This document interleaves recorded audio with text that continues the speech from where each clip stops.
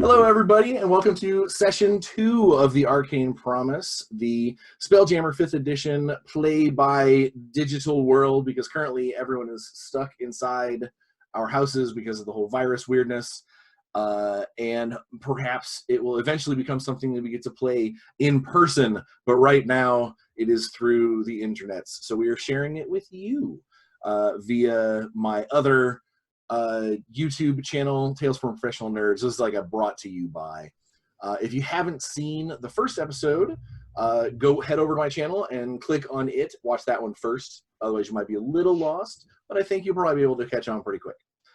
So let's take a second and meet our cast of amazing characters. Dramatis personae. Ooh. Well, I think that's you, Chris. I was going to say, go ahead and start. Chris, you're the main character. I was jumping up. Hey, everybody, I'm Chris O'Neill from Ninth Level Games. We make Cobalt Ate My Baby and The Excellence. We make some board games and stuff, and we're working on a bunch of new role-playing games under the Polymorph logo.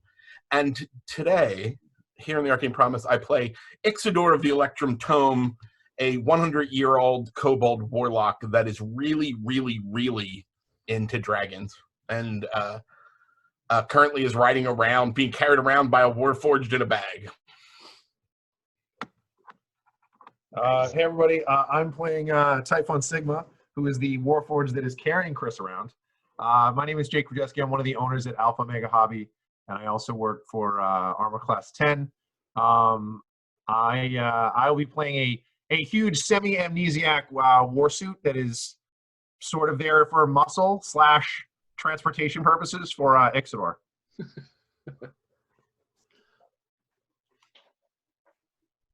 Hi, everybody. I am Rick from Thunderforge Productions, also Rick Rolls America.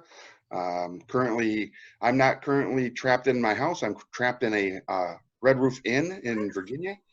No place better to be trapped than a Red Roof Inn in Virginia. That's right. It is an epitome of class and culture. I am playing Lassiter Lorekeeper, a human treasure hunter from Faerun, aka the Forgotten Realms, and I'm looking forward to seeing where Typhon gets us in trouble today. Hey! Hi everyone, I am Culvert, or Clover. I am not trapped at home because I'm essential. But I also go to conventions with Armor Class 10, and I am playing Manon Dorian, who is a not so pleasant sorcerer from Eberron.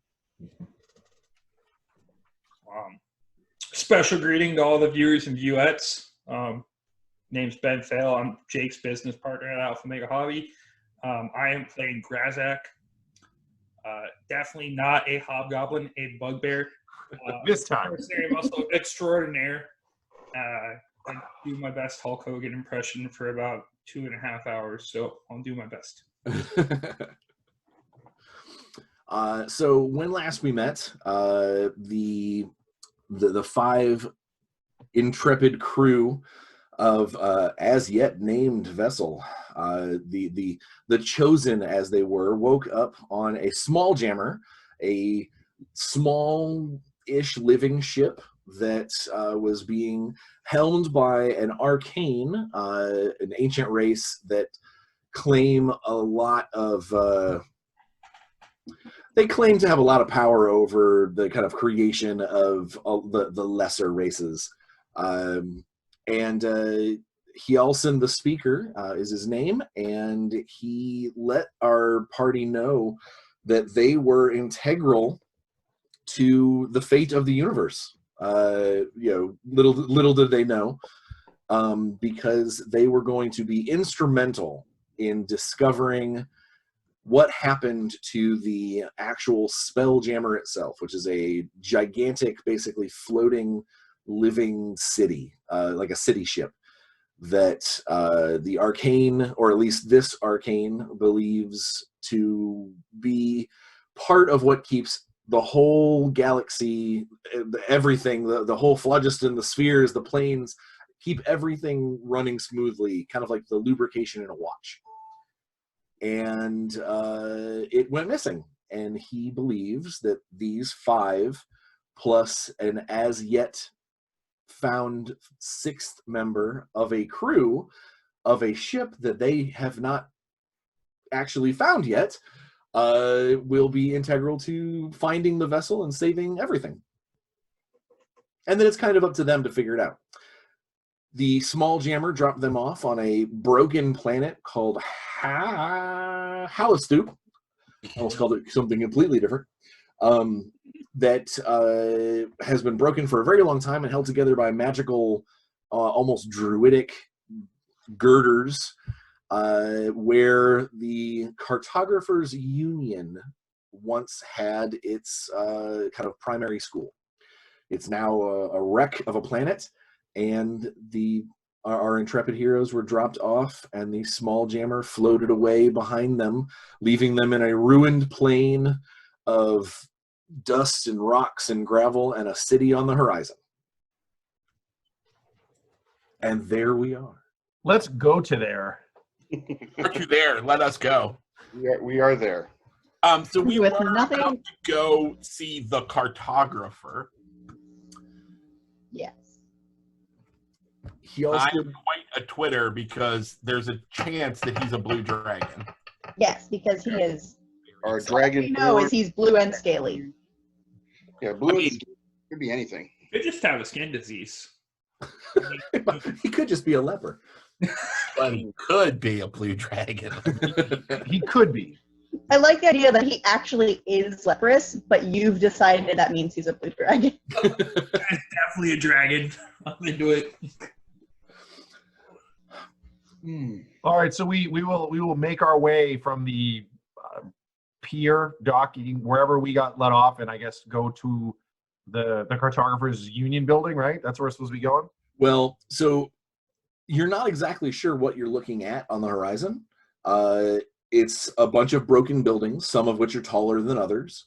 There are lights, most of which look like they might be like lamp oil or maybe some like continual flames here and there, a mixture of the two.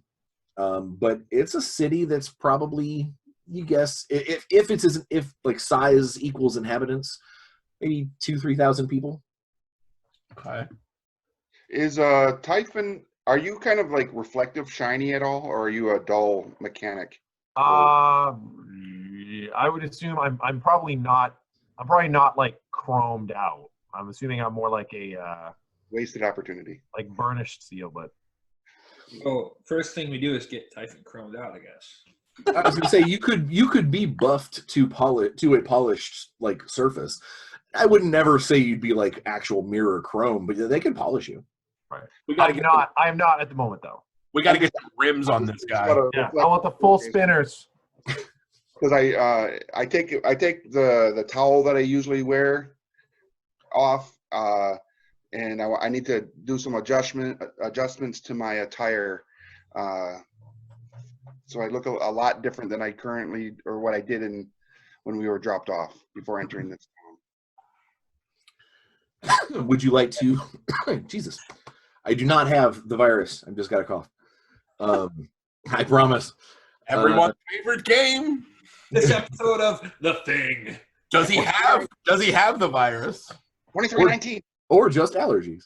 Or just Would you like to make that roll for your hot your new disguise there, sir? All right.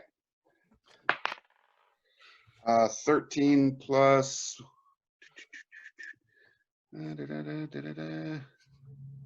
Well, that's I have yes. So 13 plus, what is that? Charisma. Do you have proficiency in like a disguise kit, or are you just doing deception with makeup? If I do it as deception. Or using performance. This is not him putting on actor's makeup. All right. Okay. He's not not a stage makeup. This is a legit like he's changing the structure of his face. Yep. I'm basically going. So I'm going to go with deception and performance because I have it. I have advantage when I do that. All right, go ahead and roll a second d20 and see if you got better than that first Got a 13. 14, so it would either be a Just go with the deception. The performance will be when you actually start interacting with people. All right, so 15. All right. So he spends a few minutes kind of pulling stuff out of his pack, and like shoves little like cotton splints up his nose to make his nostrils wider, and tucks something under his chin or into his cheeks, and he's got suddenly kind of like almost a slightly different structure to his mouth. It's not unimpressive. Like if you had not watched him do it, you could probably overlook him in a crowd, minus the clothes being the same. I didn't notice anyway. What's up? I didn't notice anyway. I don't notice what humans look like. They're also in a bag. They're all pink and tall. That's right. But I'm very excitedly looking out of the bag because we might be going to see a dragon. Okay. So everyone, Hallistoop's atmosphere. So in Spelljammer, they assume all places are breathable. Because D&D has pretty much all planes for unless you're like are in the elemental plane of fire and like, oh hey, I'm on fire. Pretty much everywhere you're allowed to go. Spelljammer is the same way. You're not gonna like walk off of a spelljamming ship onto a planet and be like, there's no air. Right, we're on the blue area of the moon. Yeah, it's just how it is, because again, fantasy, magic. You want to be able to explore things.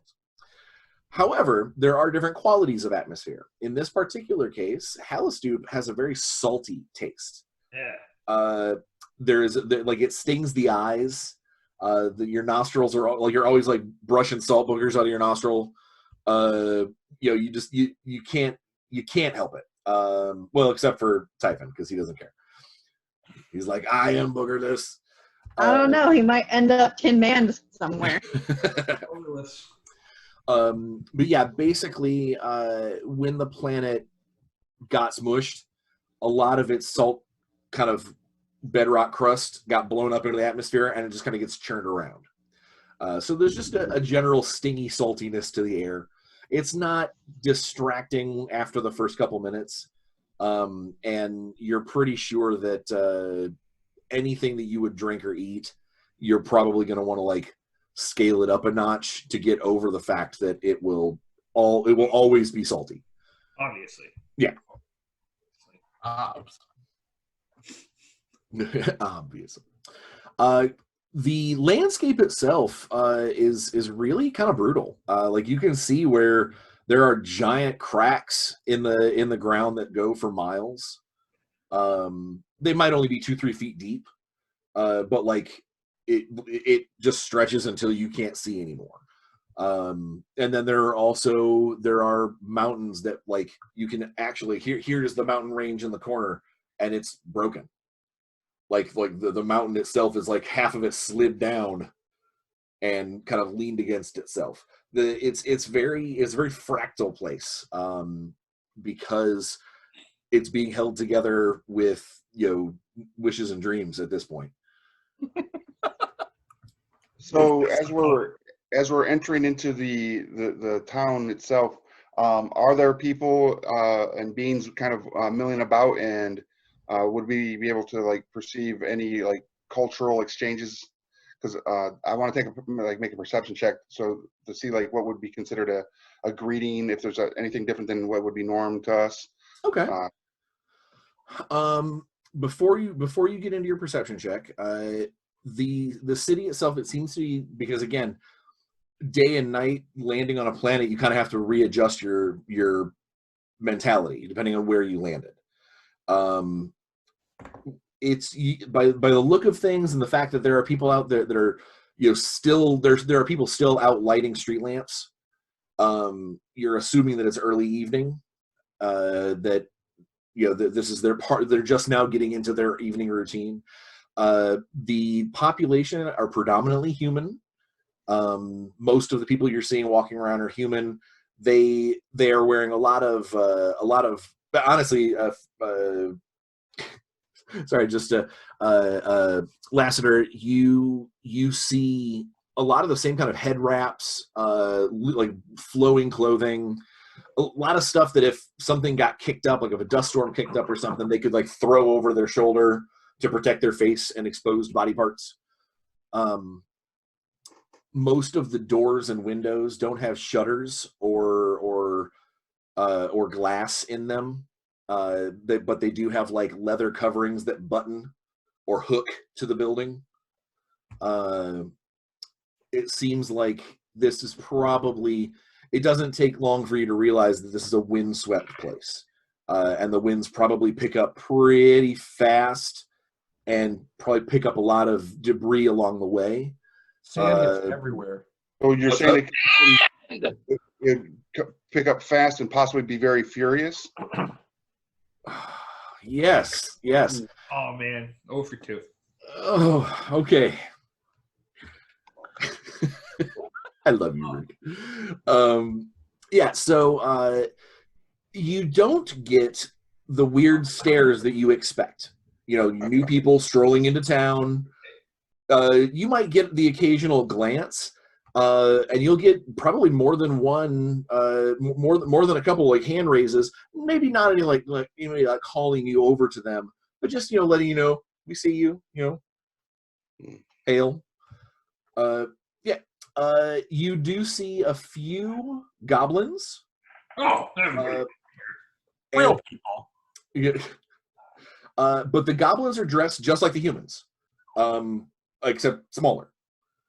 They've got cloaks and head wraps, and they seem to be like running their own their own businesses. They've got carts. It just seems like there's a large enough goblin population on Hallistoop that they have become part of the local economy, become part of the local civilization. For those of you from Farron, your first thought is, why aren't the humans trying to stab them? Like Right. We're in the middle of a goblin raid. You guys, what's going on? From Kryn, goblins and Kryn are far and few between. So it's probably not something that you pay. As far as you're concerned, it's just another place where the little people are being looked over. All people. I mean, there's all these humans here, and no one's run away. So it's got to be decent. Yeah. All right. Now that you are closer to the city, go ahead and Rick, go ahead and give me a perception check to try and pick up on some of the local customs. Ooh. 10. Oh. These people love to slap each other in the face. No, I'm kidding. It doesn't. You don't pick up anything like specifically to like Hallistoopian behaviors, but you do pick up on the fact that now that the evening has started to come upon people, and they're starting to light those torches and street lamps, that the food vendors, the wares of the bazaar that were in the middle of the street are starting to get packed up and put away. So it does not look like they have much of a night economy. However, all of you, even with just passive perception, can hear the kind of almost like a beautiful haunting sound of like a pipe organ. Like a very like not just like, oh, I hear someone hitting notes on an organ, like legitimately someone playing a song nearby, and it is very, it's got all of the grandioseness of like being in a cathedral. Is that on our way to where we think we're going? Honestly, you don't know where you're going. Yeah. This city itself it's just a whole lot of broken buildings. You've seen some signs for various business establishments. There's several like thoroughfares that are like constabulary this way, local imports that way. There's a brewery. There's a tavern called the Poor Ridge Commons, and it is spelled poor as in you have no money, ridge as in a broke like a broken set of mountains or something, and then the commons. But if it's said fast enough, it would be a breakfast dish. Yeah, Hyalsen gave us no direction whatsoever, right? He's Nope. just To go to the cartographer. He just said that the cartographer would be here. And that there are many cartographers that reside in this area. That this is where the cartographers union Or guild. Or has whatever. been, yeah. Okay. So that's what we need to be looking for then, I'm guessing, is the cartographers union or guild HQ. So that would be my guess. So I'm thinking approaching one of the vendors that is packing up their wares. Okay. And yeah, It is a local spice seller. He's got all kinds of like vats of cooking materials. He's like screwing lids down. okay. Walk over. Hey, Halen, ho there. Hey, what did he say? I said, Halen, ho there. Hey, the hole there. Yes, I'm looking for. What are these spices that you seem to be selling here? What are these wares that you have? Well, are you of the culinary schooling? Actually, what I'm really looking for is the Cartographers Guild, if you would. I'm actually looking for a map maker. I just kind of, trying to open up a conversation line here with you.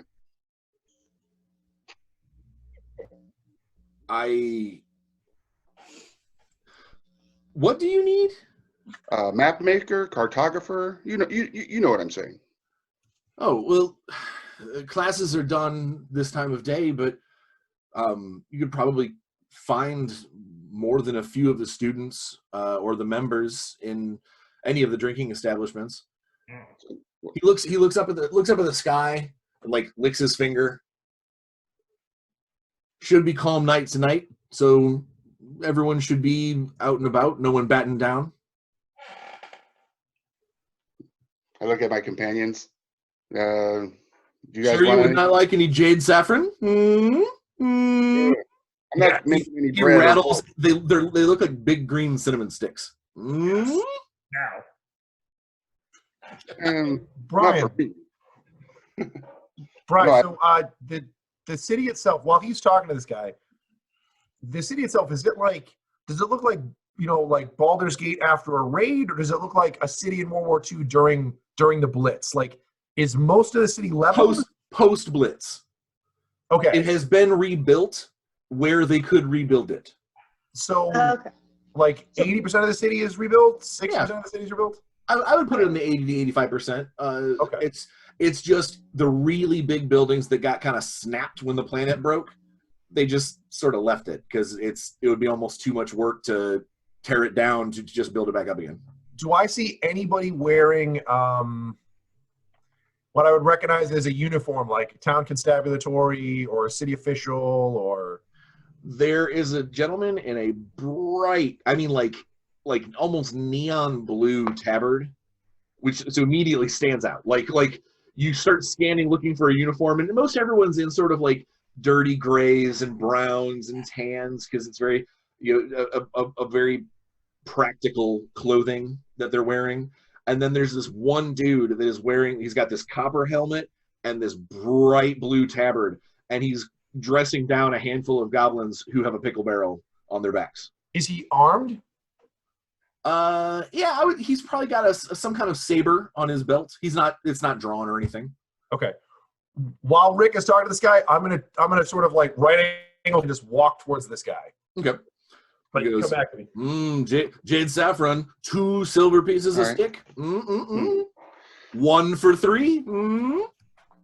And, How many saffron sticks can I get for a gold? Because right? Like, I'm definitely like opening the jars and sniffing things. great. Just shove those in his mouth and Yeah. Oh, I asked the vendor, do you happen to have, by chance, any Black Thedarian Rhine here, sir? Black Thedarian Rhine? The skin from the Black Thedarian fruit? I'm not familiar. He grabs, he like rummages around in like this meager coin box. Like there's some coins, like his coffers box is pretty slim, but it's got some slips of paper and stuff in there. And he pulls one out and a piece of charcoal, and he goes, "Can you describe it for me?" Yeah, it comes from a fruit from the jungles of Cholt. Have you heard of these places? No, I'm sure you've heard of these. jungles. Woo. You seem like a well-traveled man. It's called Blackthidarius Rhine, Rhine. I will do my best. I'll see what I can do. I'll consult the sages tomorrow. Super spicy, but ends with a very sweet flavor. I think you do very well with it here. That sounds brilliant. It sounds like it could possibly be made into a tea. I wouldn't do that. Drinks tea. I'd put it on meat or in a soup, maybe, but... I mean, what is a soup but a tea with meat and potatoes? Well, fair enough. Yes, I know what I'm talking about. And so for gold piece, he counts out and he pulls out like 6 of the like, leaving him with like 2 in the jar. Okay, so you put the first one in your mouth, and you immediately realize that is a mistake. This is a cooking ingredient. That's the worst food I've ever had. You go, huh, yeah. Your gums, like your lip and your gum where you shoved it in, are like immediately green. Yeah. He goes, he tries to stop you for a second, but you're a bugbear, and he is not. So he takes the gold piece and he pulls out 2 copper pieces. And he goes, "Because you were mistaken." And you can tell that he's kind of offering them out like he just really doesn't want to get clobbered. Well, you're not taking my food back. I'm going to eat another one. Oh my! And he screws the lid down. He screws the lid down on the thing and starts packing things up. So Manon, while you are sniffing and looking and stuff, you find some things that remind you of other things. Like you're like, oh, okay, this is basically sugar. You know, this is a type of sugar. It may not have come from cane. It may not have come from syrup, but it's definitely some kind of sugar. You go to open up a small, like a snifter box, and he kind of puts 2 fingers on it and he goes, "Oh no, darling, no, it would be very bad for you, very bad." If you say so. He's like, a pinch of this flavors a porridge for 10. He's like, all you would taste would be this for days. It's called methamphetamine. It comes from the plain of Arizona. I gather the things that look familiar. And then also the box that he said was very potent. And then how much of a spice kit can I get of these ingredients for a gold? For a gold, you could probably get at least 2 uses. Like 2 uses of either. You're pretty sure you might be able to like maybe make a disadvantaged herbalist's kit for 1 use, or a culinary kit for 2 uses. Okay, yeah. And he's got a bunch of little waxed paper envelopes, so like you're not gonna like walk around with like, "I've got spices in my hands." Like he has stuff to pack it up, and they're little folded wax paper that he basically uses the heat from his thumb to kind of mold everything. The wax is various beeswax, molds it together. Says that they're not waterproof, but they are, you know, they'll float for a moment. One mo. Yeah, so I'll actually spend 2 gold to get 4 uses of the culinary kit. He is ecstatic, and helps you guys put like initially you could tell he wanted to pack up and go home, but you guys have probably tripled his sales today, if not for the week. Like he's just over the moon. He does look at your coinage. Now, are these the coins from Hyalsen's pack, or like for your personal like pocket stash? This will be my personal stash. So these are like Eberron minted coins, like coins from Sharn, and he like turns it over and looks at the pictures, and you could tell he wants to ask the question, but then like keeps looking up at the sky and seeing that the stars are getting darker. And so, like one of those, come see me again tomorrow. I'll bring more supplies. I'll bring my spring selections. So Typhon wanders over to these three goblins who have a sloshing pickle barrel on their back. The lid is half nailed down, and it's just sloshing brine and the occasional pickle all over the road, which is why the town's guard is giving them hell. He's like, you know better than this. We keep a clean city. You filthy animals are allowed to live here on only on the mayor's the mayor's good tidings. This does nothing for you and your people. Pick that up. And they're like, well, how we can't pick up brine. It's mud. I'm like, then pick up the mud then. And like hands them like a handkerchief to scoop up mud that's made from salty brine and pickles. And then you walk up and he goes, how can I help you, sir? So I will sort of clump up, and it's as I get there, I'm going to ignore whatever he's doing, and I'm just going to say, greetings, Constable. Greetings. How can I help you, stranger? I am seeking a cartographer. We have quite a few on Hallistoop. You're in the right place. We are looking for one with blue scales. Yeah, I was gonna say, literally blue scales, and Ixidor pops his head out and he goes, "The dragon."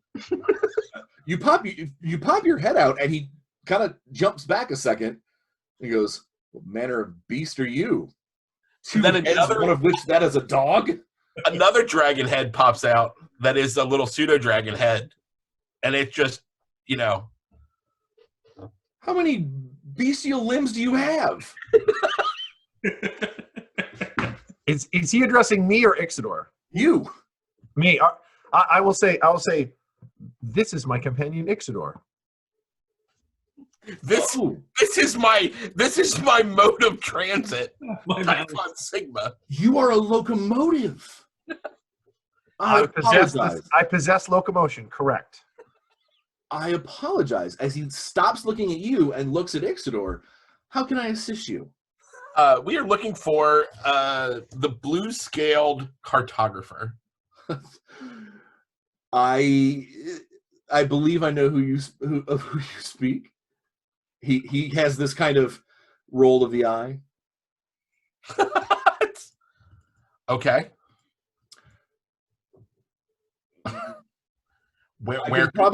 I can probably bring you to him at this time of around this time of day. It probably isn't drunk yet. I was about to. You just led us down this guy's the drunk route. So he's probably still drinking. He's probably still at the Commons. The poor ridged Commons. Ridge. It's a place. Yes.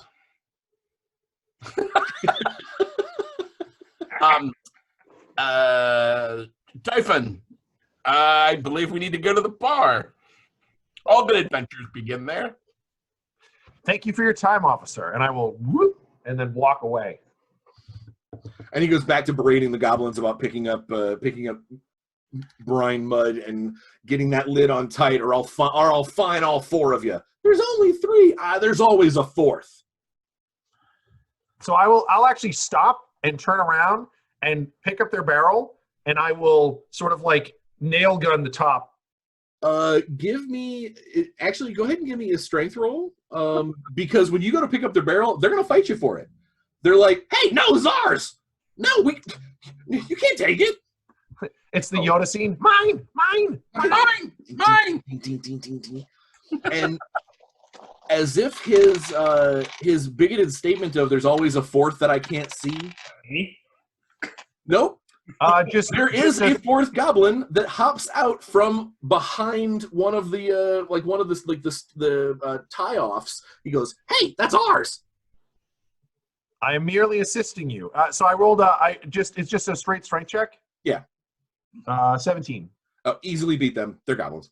Okay, so again, I'm not taking away from them. I sort of stand it up, and then I just go and put like 3 nails in it, so it's sealed. Nail fingers? I have a full toolkit, and everything's integrated. So they look at what you're doing. They're like, "Thank you."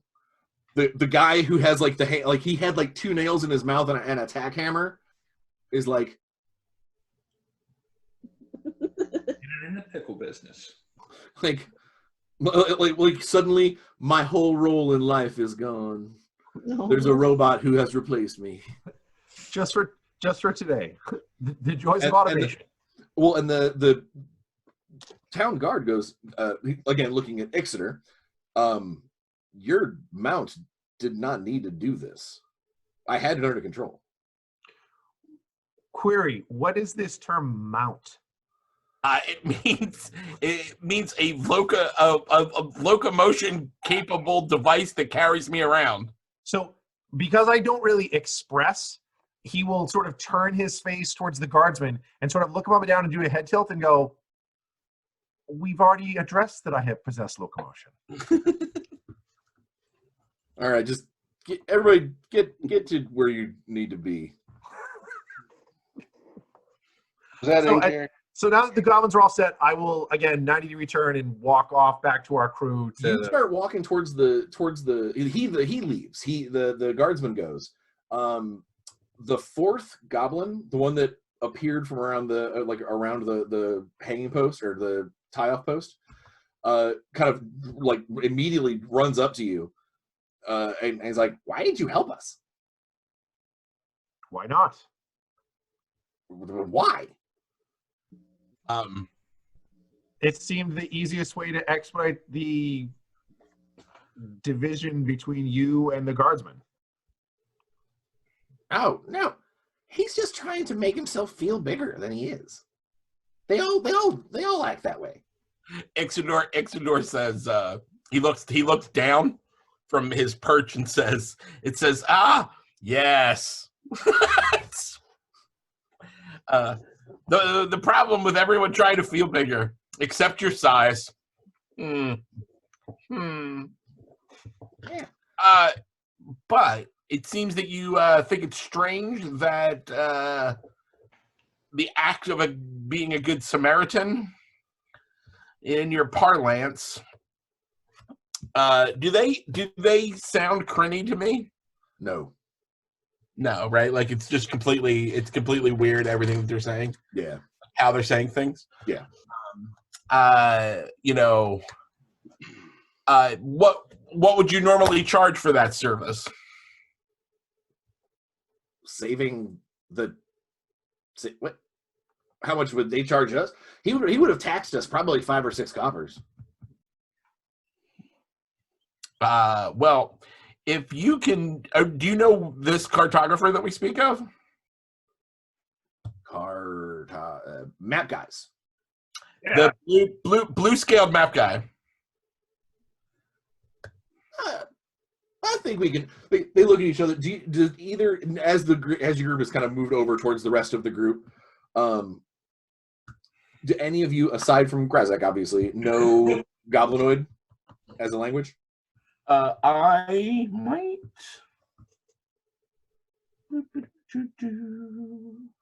I do not. Okay. My languages will almost definitely be unused. Let's see. I know that. Culvert, what did you pick? Romanian? Primordial. Oh, nice. Primordial. Wow. She's like, I selected. She can talk to Basque. oozes and trees and things. She's like, I selected Basque. Yes. I only know one word of Basque, which is escaragatu. And de, which is 2. But So Nice. escaragatu will get you very far in Basque country. when you say that the blue scaled cartographer, he looks back at the other 3 who are still standing close by, but they've moved the pickle barrel closer to you guys. And he goes back and he goes, what do you think, guys? I do not speak Goblin. Should we? How much do you think they'd be worth? And they kind of look, and then his eyes fall on Grazakh, and he goes, "Ah, Listen here, minions. I'm in charge now. I'm taking over your pickle operation. You're telling me where the cart maker is. You know I'm the boss. You got the pickles. I got the time. If we're allowed to go unbroken, we can show you to where he goes." 2 pickles. Tell me where the cart where Graffy is, and we got a deal. I'm a benevolent bugbear. Oddly enough, without opening the barrel, one of the other goblins runs over, dusting off pickles, and hands them out. Here you go. They're super salty. They're okay. I mean, they were probably made a couple of days ago. They're not great. Food. Yeah, crunch, crunch, crunch. Some kind of local cucumber-like object. Beautiful. I'll switch from Goblinoid and be like, my new friends agreed they'll take us see the map grapher. The 4 goblins play a quick round of odd man out. Like, so they kind of go back to back to back, and they're like, hey. Until eventually there's one, and he walks over very, very, like, just sullen, and like, kind of twines his fingers in Grazakh's fur on his knee. Let's go. We're going. Sad little toddler. And he will escort you to. He will not make much in the way of conversation. If spoken to, he will answer. If Grazakh speaks to him, he will answer quickly. You can tell that although these goblins are definitely not goblins from your necks of the woods, there's still the goblinoid pecking order here on Hallistoop. And you are brought to you guys walk right past a Church of the Seven Stars, which is where the organs were playing. And the place, again, beautiful sounding music. There's a handful of people you can see in the windows because the flaps are open. It is also the only place that you have seen glass. There's a big stained glass archway. Am I familiar with the Church of the Seven Stars? Not really. It's definitely not a Kryn based thing. If anything, you think it might be a local take on possibly maybe a druidic order.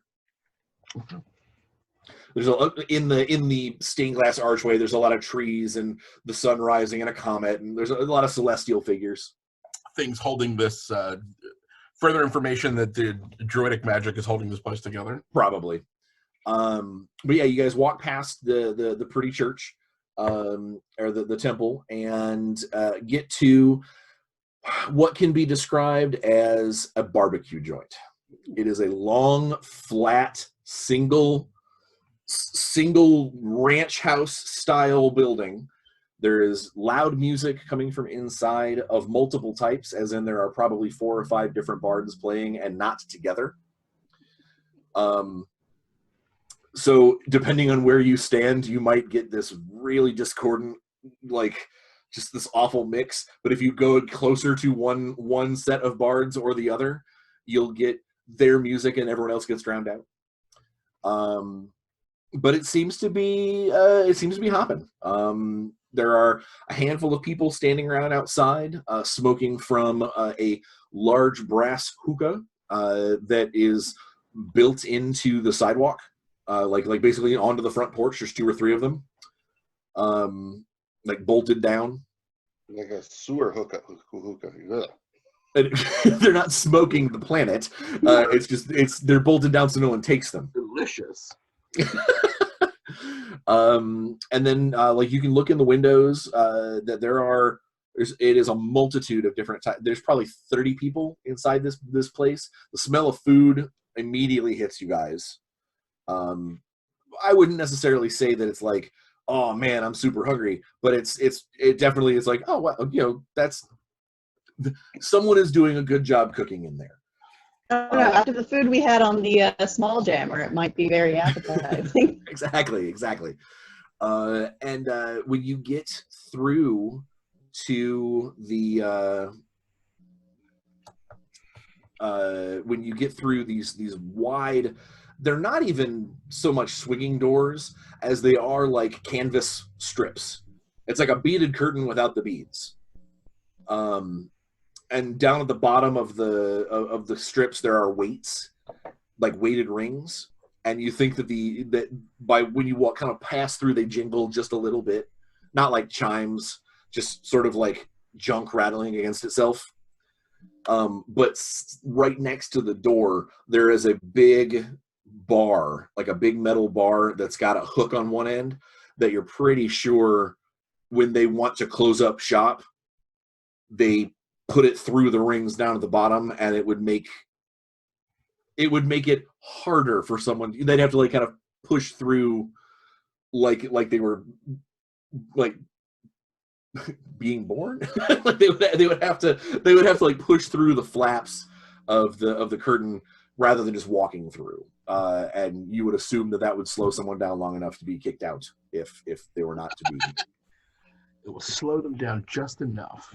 Or it is a clever invention on a way to keep out the weather without having to actually close your doors.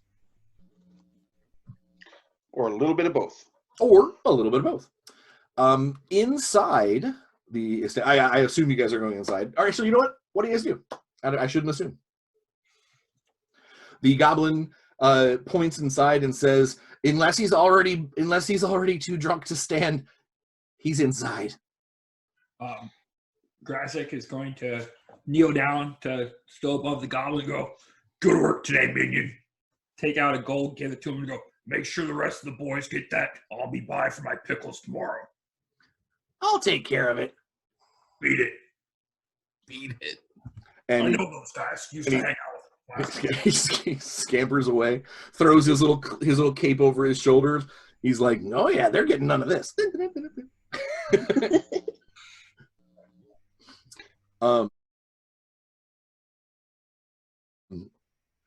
But yeah, so you're staring at the front entrance of the Poor Ridge Commons. I'm guessing by the conversations like we've had with the Spice guy, that Jake or Typhon has had with the constable, and now with the goblin, this blue dragon cartographer or scaled cartographer is known and is an alcoholic. And if he's a dragon, he's very small because he's inside this building. Right. Well, or dragonkin, like a dragonborn, or maybe even a draconian. All of these things are not as exciting. I would agree. I mean, we have some assumptions based on that there's only going to be one, right? So I think Typhon should lead the way. Look at him. He's ready to go. I will crash through the leather straps. I mean, you are the mobile unit for Ixidor there. So I go in and I'll walk in. Yep. Inside, again, predominantly human. A definite void of goblins. No goblins inside. Not like there's a sign that says no goblins or anything. It's just there are none. There are two. Go ahead and give me arcane rolls for everyone who walks in the door. Arcane? Yes. Oh. Or arcana, I believe is how it's pronounced. Well, I rolled a 1. Oh wow.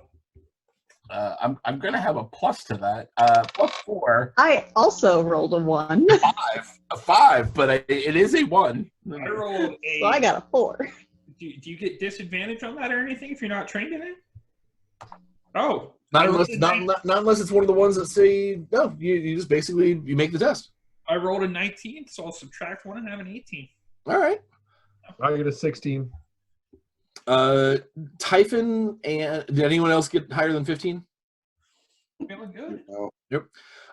Typhon, you remember there was like a spark and goes off in your little memory banks one of the ships that you had worked on in the past had a bosun who, there's two dudes over in the corner. They are tall, like thin and very like athletically like sinewy. They're wearing almost nothing, and their body is covered in like splotches, like cheetah splotches, like very very like angular faces. And the two of them are playing some version of darts in the corner. And on their backs are glowing, very long, thin-bladed swords that like kind of emit this sort of there's like little like wisps of silver like sparkles that come off of them when they move. You remember the bosun of the ship that you were on was one of those guys, and he was an ass. He was not fun to work with.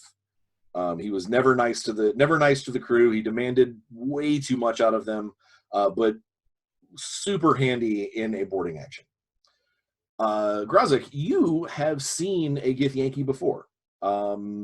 Your tribe has occasionally crossed paths with a few of them that have, frankly, bought your children to serve them as slaves.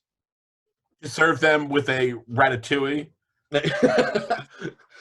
Yeah, like every generation or so, a couple of these guys swing past the tribe and go, give us 5 or 6. Oddly enough, here I'm a chaotic good bugbear. So You've never been okay with the idea. I definitely don't like these guys. Oh yeah, no. They are not. Even when they would swing by before, like when they would swing by when you were younger, you made it. Like you did everything in your power. You'd roll around in the dirt. You'd like punch yourself in the eye 4 or 5 times, and one of your eyes would be all swollen shut. Like, you don't want me. You know, like you did not want that to go with them ever.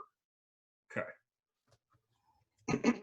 So I noticed them in the corner. They're playing darts. Walking in the door. Oh well, because they stand out in this room because of their shiny swords. What also stands out in the room does not require anyone to need a perception check. Ixidor, initially, your first thought is, holy crap, that is legitimately a small blue dragon. I'm so excited. However, you're not quite right. Roughly the size of a pony, it's more like a blue dragon centaur. Like it's got sort of like a dragonborn's upper body attached to like a wormling dragon lower body. And it is currently curled around in the corner over by, there's 2 or 3 other humans and 1 elf. And they are having a heated debate over the placement of a river, whether or not it should go this way or if it should go this way. Mind you, that is the same spot. It's whether or not the paint strokes should go up or down. The Ixidor's just completely like he's getting out a sketch pad. Like he's just, I don't know what this thing is. You've definitely not seen anything like it. But it's dragon-like, so I'm into it. Oh, there's no question that it is draconian, like in nature. It's some kind of draconic being. I'm smacking Typhon like, hey, look at that. I will walk over. And it sees you because again, it's bigger than it. Like it can just like rear up its neck a little bit and look over, look over the 2 humans and the elf that are currently going. An indigo 3 would do just fine here. You don't need white highlights. It's not a polar ridge. He looks over and he goes, "Salt, come this way.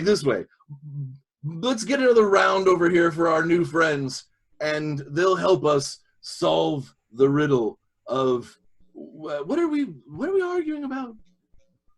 And the elf turns around and looks at you guys, and we're discussing matters of a Talistarian map. Have any of you been to Talistar? Can I roll a history check to see if I've ever read anything on it?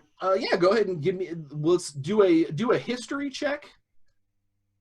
and then you can, based off your history check, will set whether or not you do a fancy pants with your deception, because you're probably going to try and lie your way through it. Well, yeah, because I can forge shit. Yeah. Sorry. 16. 16? So 13 plus. So in one of the journals that was on the Spelljammer, because you had helped look through everything just like everybody else did, there is a small Kryn, basically a small Kryn space planetoid, little itty bitty fella named Talistar.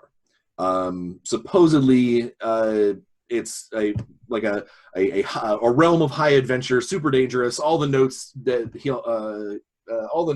Hyalsen had on it were only go here if you have to. Like if you're running out of food and need something, then stop by. Otherwise, stay away from this hellhole of a place. Okay.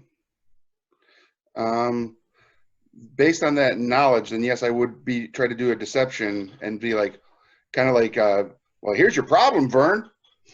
You know. Yeah, go ahead and you actually get advantage on this because of your feet. So, all right. 5 plus 1. 14. It's a good thing for advantage. All right, the drunkards, that even if they do disagree with you, you're convincing enough that they don't want to sound wrong. Right.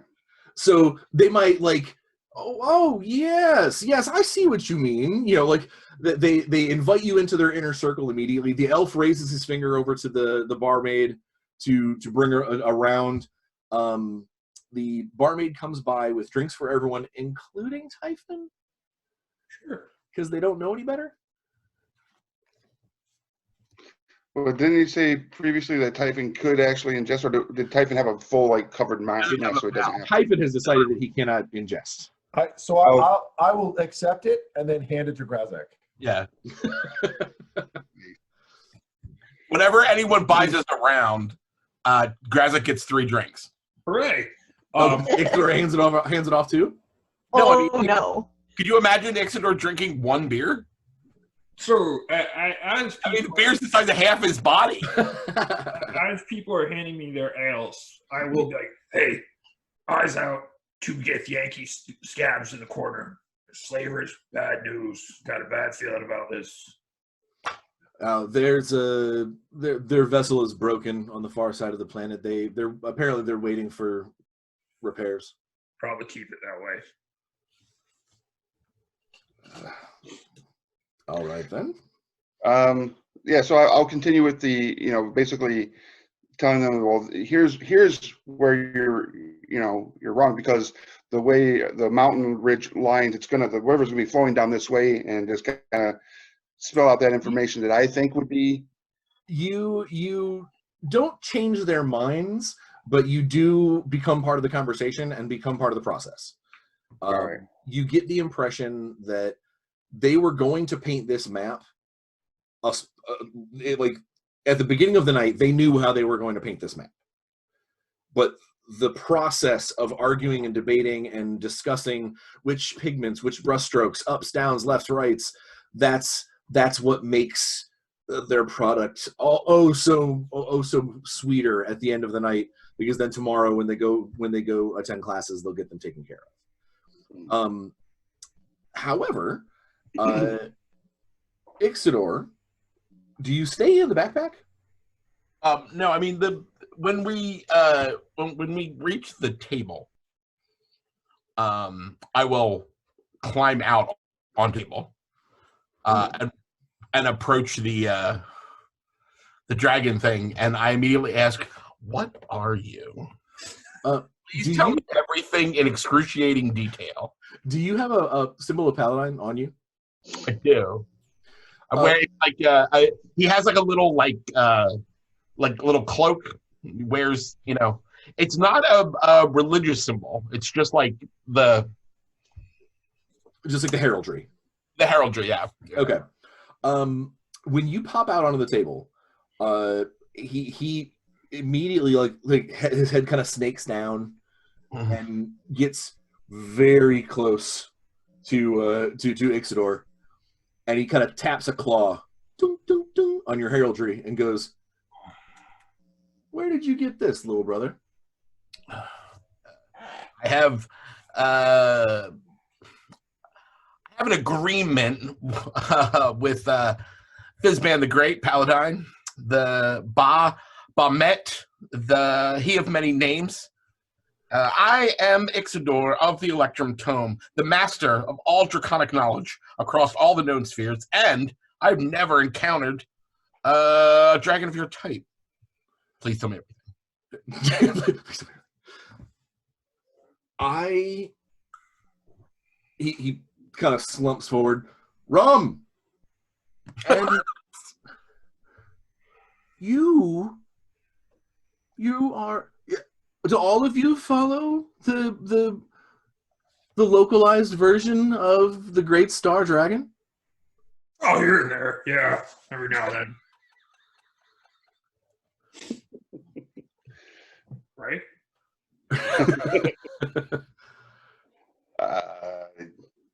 I would assume that if it's meant to be, if we have to travel by that star, then I'm guessing we do. I don't know much about this. These, my companions are new to this space. What are the chances? I myself am a Bahamut devotee. Oh, great. I look at Typhon and I go, "What are the chances?" I begin calculating. Yeah, what's that theorem called? The one that explains to us that there are no living people in the universe? Because it's the same chance, right? The chance is 0. Can I get any of you a drink? Yes. Wine. Wine. Oh, wine. I believe they have vintages here. What? I'm going to break away from this conversation. I don't know if you remember from last session, and for everybody watching, but I do speak Gith. Ah, okay. And I have an interest. Okay. We're gonna pop over to you here in a second as you visit the two dart players. Since he's offering us drinks, I ask him if he would like a rat or a toad.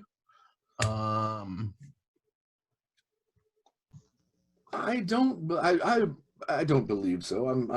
I'm doing just fine. I find that the vintage goes farther the less I put in my mouth. A scholar of drinking. A scholar I am. I would consider myself a master of map making. I came to this college 9 weeks ago, and they have nothing else to teach me. You've mastered all of cartography in 9 weeks. Very impressive. I was already a master cartographer from far and wide, and then we came here, and then I met my best friend, and then we learned so much together, and now he is gone. Did you eat him? Oh, dear. Good, by all the gods above and below, no. He was enormous. But little friend, you will never be able to replace poor Pontelius. You will he will always live in one of my hearts. What happened to him?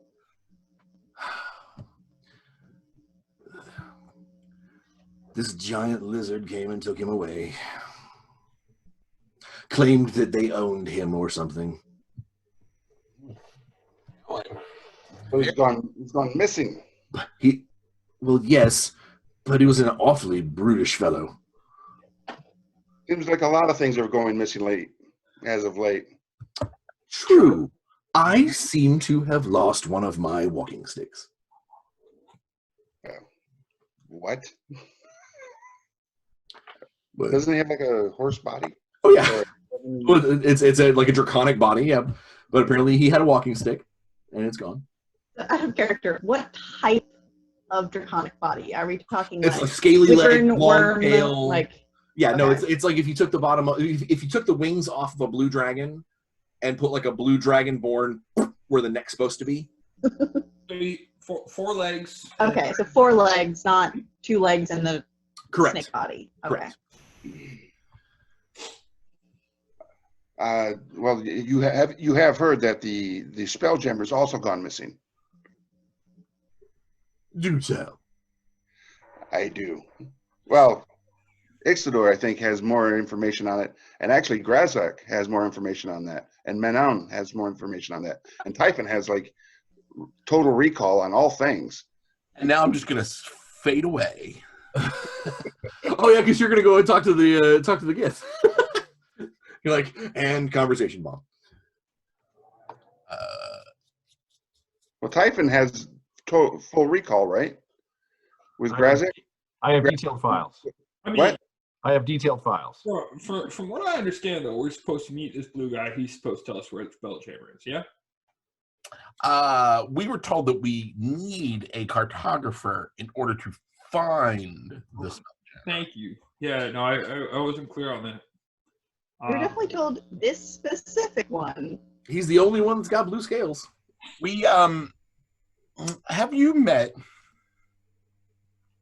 any large members of the Arcane race? Oh, it's been a while. We were directed here to find you, we believe. You wonderful. God, I need so much time. But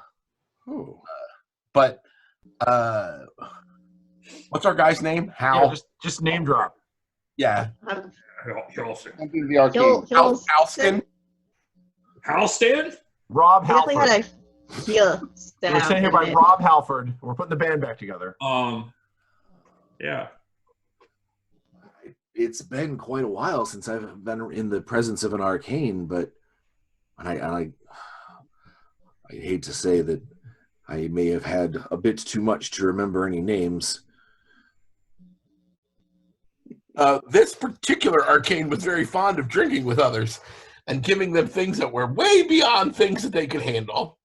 Oh, Eating toads. sounds like a god amongst men. I wish I had this. I wish I had the same experience with him that you did. Debatable. Ixidor. Are you? Yeah. Are we like? So I'm walking to the other side of the table. I'll lean into you because you're small and I'm very large. He looks at the cartographers, the two humans and the elf that at this point have kind of been sort of edged out of the conversation now that it's no longer about their map. And like they are sort of twisting their map and putting in the tube. All right. Hastrix, we'll see you in class tomorrow. Oh, I'm not going anywhere until I know how I'm saving the universe.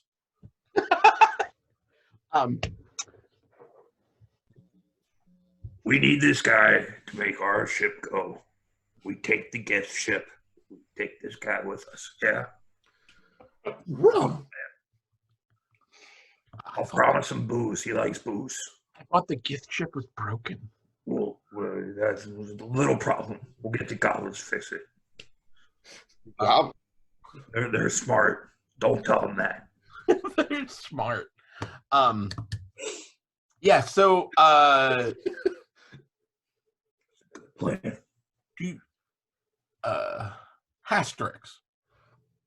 I am Hastrix Ridgeback, chief cartographer of this table. How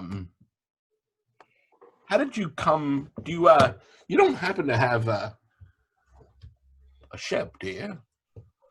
No, the vessel that I came on where Pontelius and I landed here, left without us, stranded us, orphans on a broken world,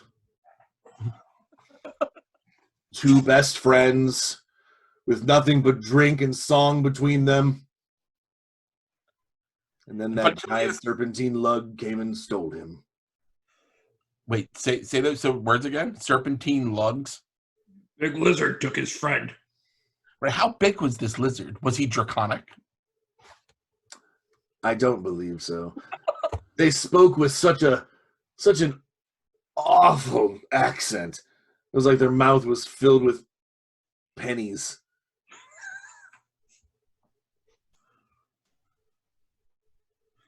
Gross. We could beat up the lizard somewhere along the way too. I'd be fine with that. Well, their ship is still, if you wait, he gets up shakily. You can tell that he has been laying down for a while, and most of his limbs are probably tingly. Or the drink. And he gets up and like pulls the curtain, the outside leather curtain, he kind of grabs with his talons and pulls into the window. And looks out, he goes, if you peer just past the broken towers, the lizard ship is still here. It comes around every night, mocking me. I know you have my friend. And I'm going nowhere until Pontelius is back and safe. That sounds like a door to adventure. I mean, Grazakh wants to steal a ship. Yeah, I'll take both ships. Don't worry about it. Beat up the lizard, take his ship. Beat up the Gith, take all the good stuff from their ship. Take this guy and go. Yeah. Yeah. So I think I know what I want to do. I don't know what y'all want to do. I want to get this guy sober and get all the information about this ship. Yeah, I want to get the job done, and if that means forcibly sobering up a dragon thing and stealing a ship, then that is what it means. Two ships, come on. Your wine is here. Question: is it possible to? You can't drink alone. Is it possible to use my healing touch to try to heal his drunkenness? If your healing touch can somehow cure poison, I would allow like a lesser restoration or a cure poison. I would let that take away drunkenness. Yes, I do not have cure poison. So. Yeah, because he's not damaged. He's just pickled. Pickling. He's pickling, yeah. All right, so let's take a moment to go to Lassiter as he heads over to the GIF playing darts. They are basically throwing shuriken, for lack of a better term. They remind us as players smaller versions of like the clave from Krull. Okay. Like little spinning blades that they're throwing into the dartboard. And you can't tell if they're like actually playing a game or if they're just sort of like, oh, you got it closer to the center, drink. You know, like they're kind of sort of kickback. When you get close, so how close is their space to the bar, where I could be near that and also listen in on any conversation that they might be having in an exchange? With the four bards playing different tunes, it would be hard to hear them unless you get a little closer. You got to kind of get within a bubble of one of the bards so you can shut down one of the soundtracks being played, kind of thing. Then I'm going to be a little bit more rude in my approach and just kind of like stand like near them uncomfortably so that as they are playing their game or doing their thing, I'm watching how they play to kind of show more interest in how they play, but I'm actually trying to hear what they're talking about. If they decide to approach me, I'm obviously going to be like, I'm just curious about this game. It's very interesting. And I would like their conversation, they are not being very careful with their words. mostly because they're speaking a language that, as far as they're concerned, no one in this place knows. No one has shown any semblance of knowledge about them other than that they exist. Hey, And I won't show any semblance. do you have a light or anything that you can light? Oh, you are a dark square on my monitor. Yeah. Yeah, you are like gloom. it's not like the room that you're in. Like you're in like this Creepy. You're creepy. I cast darkness. I'll even speak common to them. I won't even attempt to speak Gith to them. Oh, okay. I don't want to lose that. I don't want to lose that advantage. As you listen to the first part of their conversation, they are going back and forth between the two of them, discussing initially basically how long they think it's going to be. You know, it's already been 3 days. You know, our message had to have gotten out. You know, like you get the idea that they sent some kind of mystical message, some kind of distress call to someone to hopefully, you know, come and help fix their ship. Neither of them can drive. Like they both, you know, I wish it was one of the you know, I wish we had one of the spellcasters on board, because then at least we could strap him in and see if we can get it to, you know, lurch it away from this stupid rock. They don't want to be here either. Okay. And then their conversation turns more into just a lot of complaining. Just I would expect that. it is a lot of bitching about the food here. It's too much. It's too rich. It tastes too good. You know, it's not like a Limbo where you can taste purple. You know, like this is. I can't believe that they don't have any. They don't have a single. They don't have a single draconian egg yolk here. You know, like you know, like they're bitching, and the more that they complain, the harder they're throwing that thing. Okay. So the dartboard is just mauled. Like the disc of wood that it was made from will need to be replaced at some point. Right. So like as they're throwing and all that stuff, I'm getting like uncomfortably close to them, like where I'm like, you can feel my body heat probably on them. One of them on his trip back from picking up the throwing blade will tell the other and be like, I think you have an admirer, you know, some cute offlander. I don't laugh. And he turns and looks and he goes in very like staccato, "Can I help you?" I say, I am just enthralled with this game you're playing. What is this called? I'd really like to learn how to play this. Aim for the heart of the intruder. Sounds gruesome. Can I try?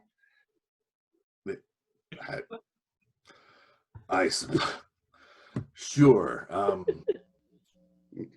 He steps aside. He gestures for his friend to hand him the blade, and they have this kind of smirk, and he hands it to you, and you do have to take a second because it is weighted really funny. Okay. Whatever it's made of is not like Castle Forged steel or anything. It's definitely, there's something inside that body that's making it all wobbly woo.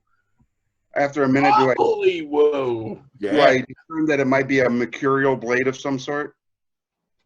Okay. I will purposely throw it and not hit the target. Try to hit like. So you're like super not even trying. Yeah, like, well, appearing to not try. You're trying real hard to not try. Okay, right. I need you to roll an attack with disadvantage. You are trying to miss. Yes. The reason why you still have to roll is because it might still accidentally hit. Okay. So my disadvantage is a better roll, right? Or no? Yeah. Basically, you're going to take the lower die roll, and you are not proficient with this weapon. Okay, so it's just basically your dex, and that's it. Yeah, 10. So 13. You hit the wall. Perfect. Yeah. That's exactly what I. And they let out this kind of like lizard chuckle. All right. I mean, like Harder than it looks, isn't it? It's amazing. It flies so well. I mean, I didn't. That's not where I wanted to go, but it felt so good in my hands. Ah, can I try again? It's just like killing a Zethari. It's slow and steady. Not something you've ever known. I mean, you're absolutely right.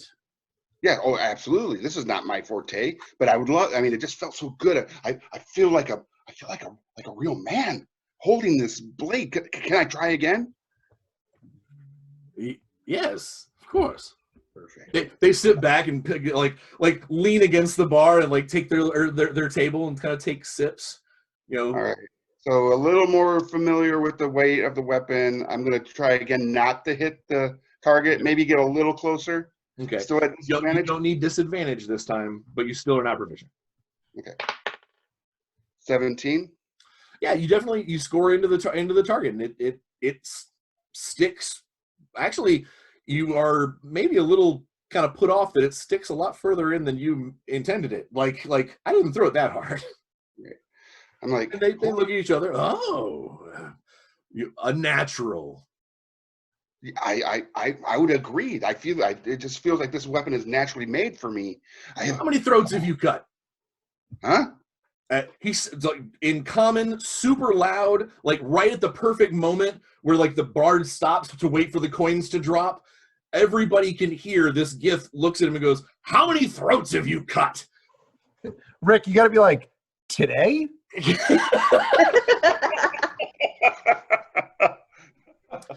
Now that you're looking at them from the front as well, because before you guys kind of saw them from behind, they both on the side of their neck have got the same nasty like scar brand, this big insignia thing. It's like an Alpha Omega symbol because that would be funny. It is the Gith letter. It is the end of the Gith alphabet, the last letter. Okay. So Omega. Nice. So in response to him asking how many throats I've cut, and I was like, well, I was raised on a farm, and I would cut the chickens' throats, so like maybe a dozen or so. So like halflings. So like halflings. It's roughly the same. If the stroke is fast enough, they'll walk around. What?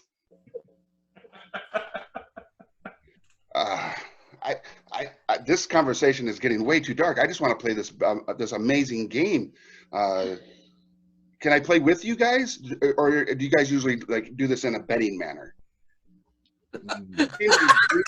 No, this is drinking after every throw. I'm very impressed with you, the person, Rick, for literally just rolling this. Like I'm bought in. I'm well done. Well done. You've watched The Color of Money way too many times. It's not so much a game as it is just something to pass the time. We're not going to be here forever, you know. Here as on this planet or in life? But either, if you really believe that deeply. But we mean here. We mean here. Oh, okay. Well then, I don't know. I have some coin I would like to play. Maybe we could exchange. If you buy us drinks, you can throw as much as you'd like. I kind of want to maybe barter some stuff. You got anything for trades? We have some. Snaps the one. He pulls out a pouch about yay big, and he opens it up. And on the table, he sort of pours out a whole bunch of little sparkly things. That at first you think that they're gemstones, and you're like, "All right, shit, this is." we've officially gotten into real money, and then they sprout legs and start walking around. Oh, I don't like. Is this food? And he goes, crunch. Topaz beetles straight from the abyss. Wow. He picks one up and like gestures at you, and it does one of these things. Like it is wriggling and nothing but legs and pointy bits. I like how, Rick. I like how your plan to go over and sort of like act like you don't know what you're doing to like lure them into a betting match has now turned into you joining like a weird Githyanki murder cult / contest. So I will buy a round of drinks for my 2 new friends. I will pull out a gemstone. I say, will this cover a bet? And like a 50 gold piece gemstone from that 333 we got from the other guy. Oh, okay. What are we betting? Whether or not you'll die? Wait, These won't kill you. what?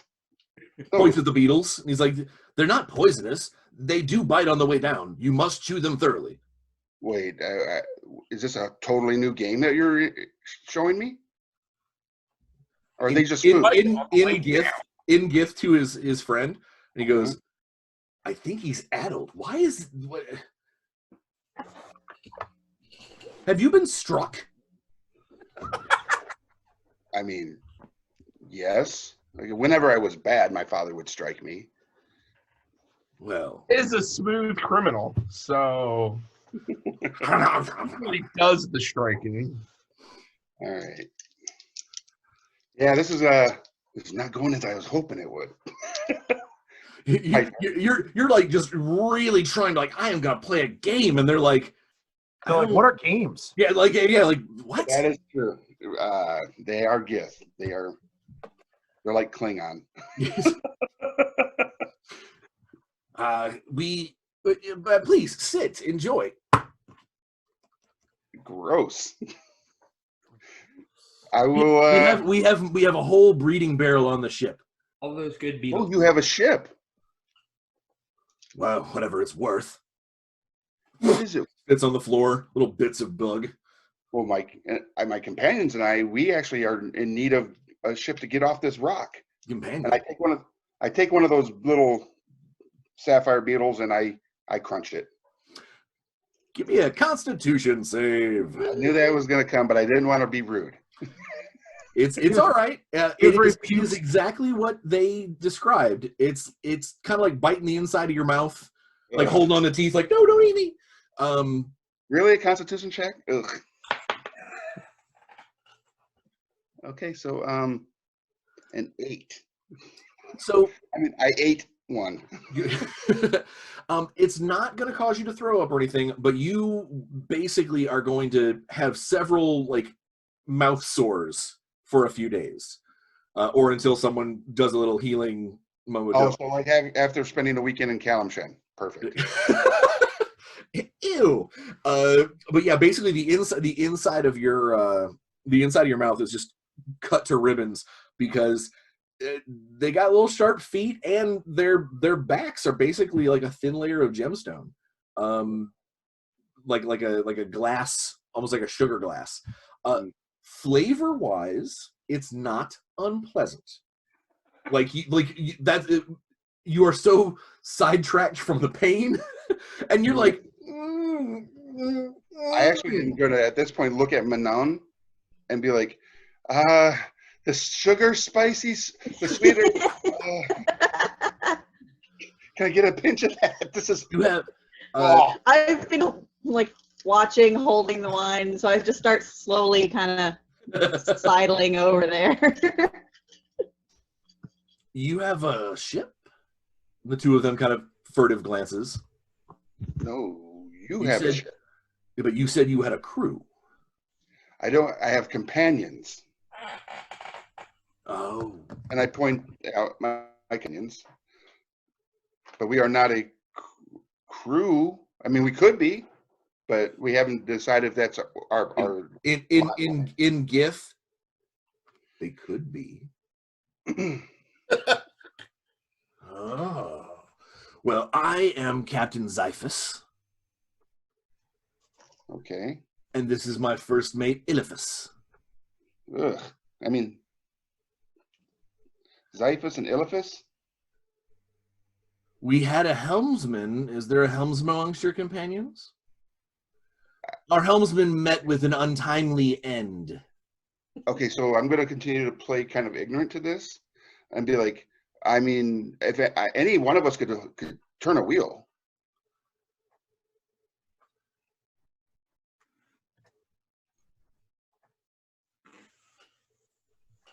Turn a wheel. Yes, most ships. On the vessel that brought us here, we weren't given access to anything beyond the quarters and the mess and the eating space. Oh, you were passengers. Yes. Please let's invite your friends, your companions over. We should discuss this in greater detail. And I'll gesture to come on, hey everybody, come on. They got these things, these beetles. You should try them. They're beetles. They're beetles. I'm thinking Grazakh is probably going to do just fine. I actually picked one up and present it to Grazakh, and I'm going to try and hide when I'm called over. Huh? You're gonna what? Yeah, no, I'm going to try and use stealth because Grazakh is firmly of the opinion that he's going to club these Githyanki and take their ship. They're bad news. So go ahead and give me a stealth check as you try to blend in with the crowd. Because again, there are still people running around. You can go find a bar. The primarily human crowd. It's the Wookiee in the room. I have 20 total. Only because they don't really know who your companion. Like Right. They don't know who to look for. Right, and I did a broad gesture. Yeah, I wasn't because they don't know who to specifically point out aside from Manon, because you actually addressed her directly. Right. They don't seem to make any like furtive towards Grazakh. I like edge towards them, but just stay. Okay. Hastrix looks at Ixidor and says, "Do you believe that we could adjourn this evening and perhaps discuss matters of Bahamut or I don't remember what is the local term? Where I come from, he is generally referred to as Paladin, but as a tiny person, we prefer to call him Fizbin. Fizbin it is. Can we adjourn somewhere and discuss Fizbin? I do so wish Pontelius was here. Pontelius is a master of all things dragon. With big flam. The size of hook, line, and sinker. If I'm being fed a line, he's taking the whole thing. He makes my humble knowledge as a member of the draconic family seem infinitesimal. Wax is very poetic about his friend. When I'm called over, if this conversation's going on, I'm going to completely ignore anything that my companions are doing. Fair enough. And then I'm going to look around for Grazakh, and he's going to be stealthing. So you're doing a damn fine job of it. I say yes. We should. Do you have lodgings nearby, or is there a quiet library or some other place where we could have a prolonged conversation? I don't know. He looks at Typhon. As long as this one doesn't mind standing in a corner, I believe everyone could stay at my flat. Yes, let's do that. My den of sad inequity. I may add. It is so unfortunately small, and it is not bedecked as it should of someone of a great cartographer as myself. Yes. So, where can we meet you? And I will collect my companions, and we will meet you there presently. 2 more than taking it to go. The traditional to go. Yeah. He gives you directions. So he has effectively he's got like a student's suite in Sure. a row of dormitories. Yeah. But because of his size, they sort of gave him kind of a storage area. Great. Because he's huge. He's a big dude. And they're like, you really can't go piling in through the back door kind of thing. So they gave him kind of he has a garage that he sleeps in. So I will prep, and then once I'm not just going to immediately, I'm going to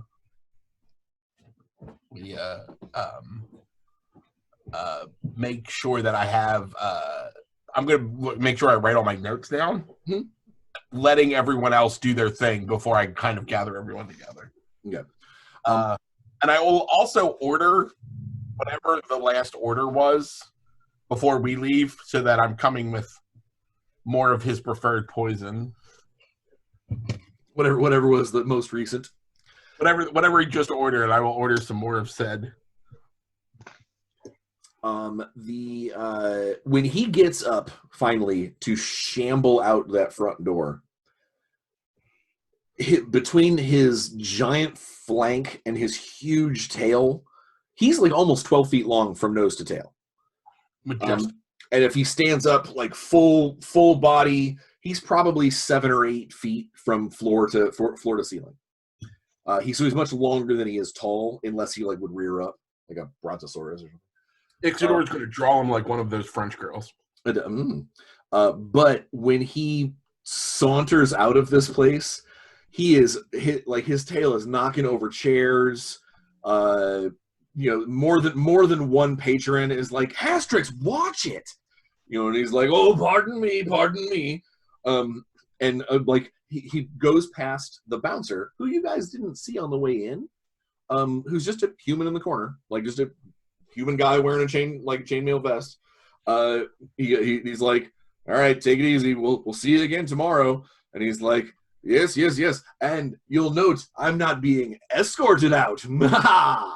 As he's like, it's like a personal best. He feels like a champion that he's walking out on his own volition. No one had to ask me to leave today. Yeah, I didn't have to get taken down to the drunk tank. Over at Githland, where Lassiter still is. Xiphus, so you have these companions who don't seem too eager to come visit you. Yes. You called them over and you're still here by yourself. Yeah, they're occupied. They're drinking and talking to others, it seems. Whatever the fuck that thing is. It's quite all right. I would be interested in discussing the potential for you to possibly help us get our ship moving again. It could be lucrative for everyone involved. Well, would it be okay if we come back to this tomorrow here back at the tavern, and after I discuss it with my companions? If our Commodore sends a repair crew in the meanwhile, we will leave without you, and you will miss out. Yeah, that would be unfortunate. But we'll be here tomorrow. Okay. Sure as all. Where are you located as far as where is your vessel located? Is it within the city at a repair space, or is it outside the city? Oh, it's well outside the city. It's on the other side of the planetoid. It's where our helmsman lost control. Mm. And Eliphas in Gith goes, and where we executed him. Well, that's unfortunate that you had to trek all this way. Well, we have steeds. Well, had. Oh, okay. Well, then I guess that I will see you tomorrow, it seems like some of my companions are actually. It looks like they're leaving, so I catch up with them. Are you at all gesturing at all to Typhon? I had. Okay. I kind of, like a, more like a knife hand, a broad knife hand, like, it looks like they're leaving, As you know, as they pack up their stuff and say, well, maybe we'll call it a night after all. One of them looks at the captain. Elvis looks at the captain and says, having one of the Sharn warbots would be unbelievably lucrative for us. We could do a great many things with that. And he, like he's played it off like, oh, I know. No worries, I'm with you. And I'm just like, oh, they're saying things. They're saying things. And the captain reaches into his pouch, because remember, Eliphas is the one that had all the beetles. He reaches into his belt pouch, because remember, they wear basically like a loincloth. Sometimes, like, the captain has like a scale sleeve, and that's it. Like, they do not wear much in the way of garments. He reaches into his belt pouch, and he pulls out a triangular electrum coin. Okay. That it's pretty well worn on the edges, so it's triangular generally in shape, but it's not like stiff points. Like, it's not like a pyramid. And he hands it to you, and he goes, keep that close to you. If we need you and need you in a pinch, we'll come find you. Okay. It's got all kinds of weird writing on it. Oh wait, you speak Gith. It's the coinage of was it Telenor, the abyssal city that they live. Okay. It's minted there. Okay. And it's one electrum piece, but it's fancy looking. Fancy looking electrum piece. Yeah. All right. All right. Yeah. Cool. I take it and said I thank them for their time and look forward to talking with them tomorrow. Hopefully, I'll have good news from my companions, and maybe we can all find a way to work together in some capacity. Oh, we look forward to it, and I know that should you join our crew, we will bring such slaughter to the skies together. Is that a translation error? When you say slaughter, you mean such joy, such great adventure. Laughter. What is the difference? Slaughter. Laughter. Slaughter. And they'll pack up their stuff and head to the bar to go pay off their tab. Okay. And you'll be able to join your friends outside. If there's anything anyone wants to do inside before we venture out into the street. Leave, just slink out after him. I would almost, if I could sense your motive, I would almost be like. No, after you. I wouldn't follow them. Yeah. Oh, okay. Oh yeah. All right. What about you, Manon? I think I'm ready to regroup with everybody and discuss like what Ixidor spoke with what's his name with, and then The horrible. Sorry, your name is still not your character name. Lassiter. Yeah, what Lassiter was learned from speaking with the Gith, and see what our next step is. What about you? I will scoop up Ixidor in his backpack and head to the door. Okay. Awesome. Then I want to put up. I'm going to put up a picture of what Hastrix looks like, so people can because you guys are heading towards a scene with Hastrix, you might have an idea. I'm going to put a picture of that here in a second.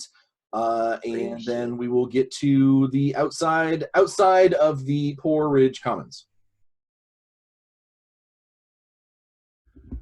All right, so you guys headed out into the street, which is now at this point. You spent some time drinking and enjoying the libations. You are now out in the street, and there are very, very few people moving about. It's most of the people are going to be heading towards their house. They're slowly shuffling out for the evening. It seems like if they wanted to be someplace, they'd be there. Okay. So we're following Ixidor, Typhon, and Yeah, we have some Grazakh, directions on how to get to. Manon, right? Because the Ixidor got the information. Okay. So we do this. Let's do it. Yeah, Ixidor's knows where to go. Yeah, so I will take everyone to. I can never. His name will not stay in my head. I need to write it down. Asterix. Asterix. It's like Haster Like- with asterisks Oh, after I was it. gonna say, like, is it like after Asterix, like the French asterisk, comic? the asterisk at the bottom says, "Don't say this." As you are kind of weaving through the streets towards the Cartographers Union, which is basically like one big school building that looks more like a library than a school anyway. Very few windows, like even the leather covered. There's just none there.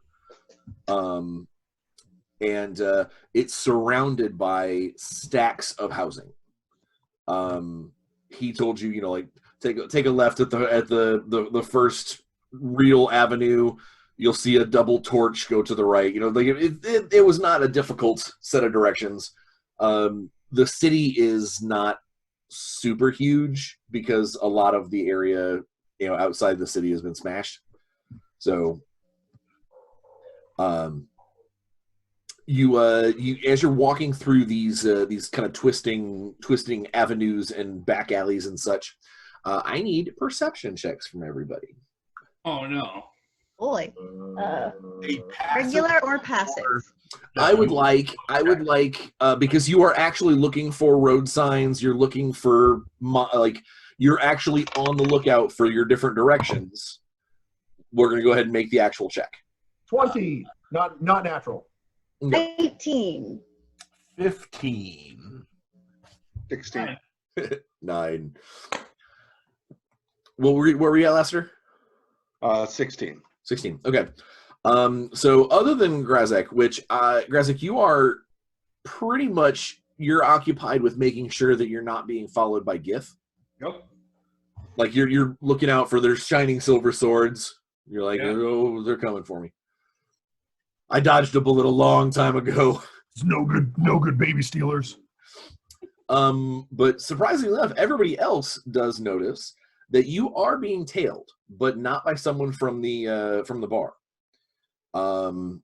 Dirty goblins. It is. No, doesn't say it. Okay. It is not a Gabo. It is a cloaked human, or at least humanoid, like the right size and shape. Hard to figure out exactly, could be maybe half elf or an elf, slightly taller maybe.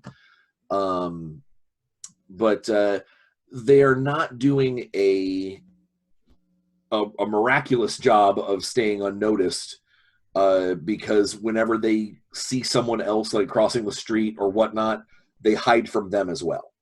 So it's not.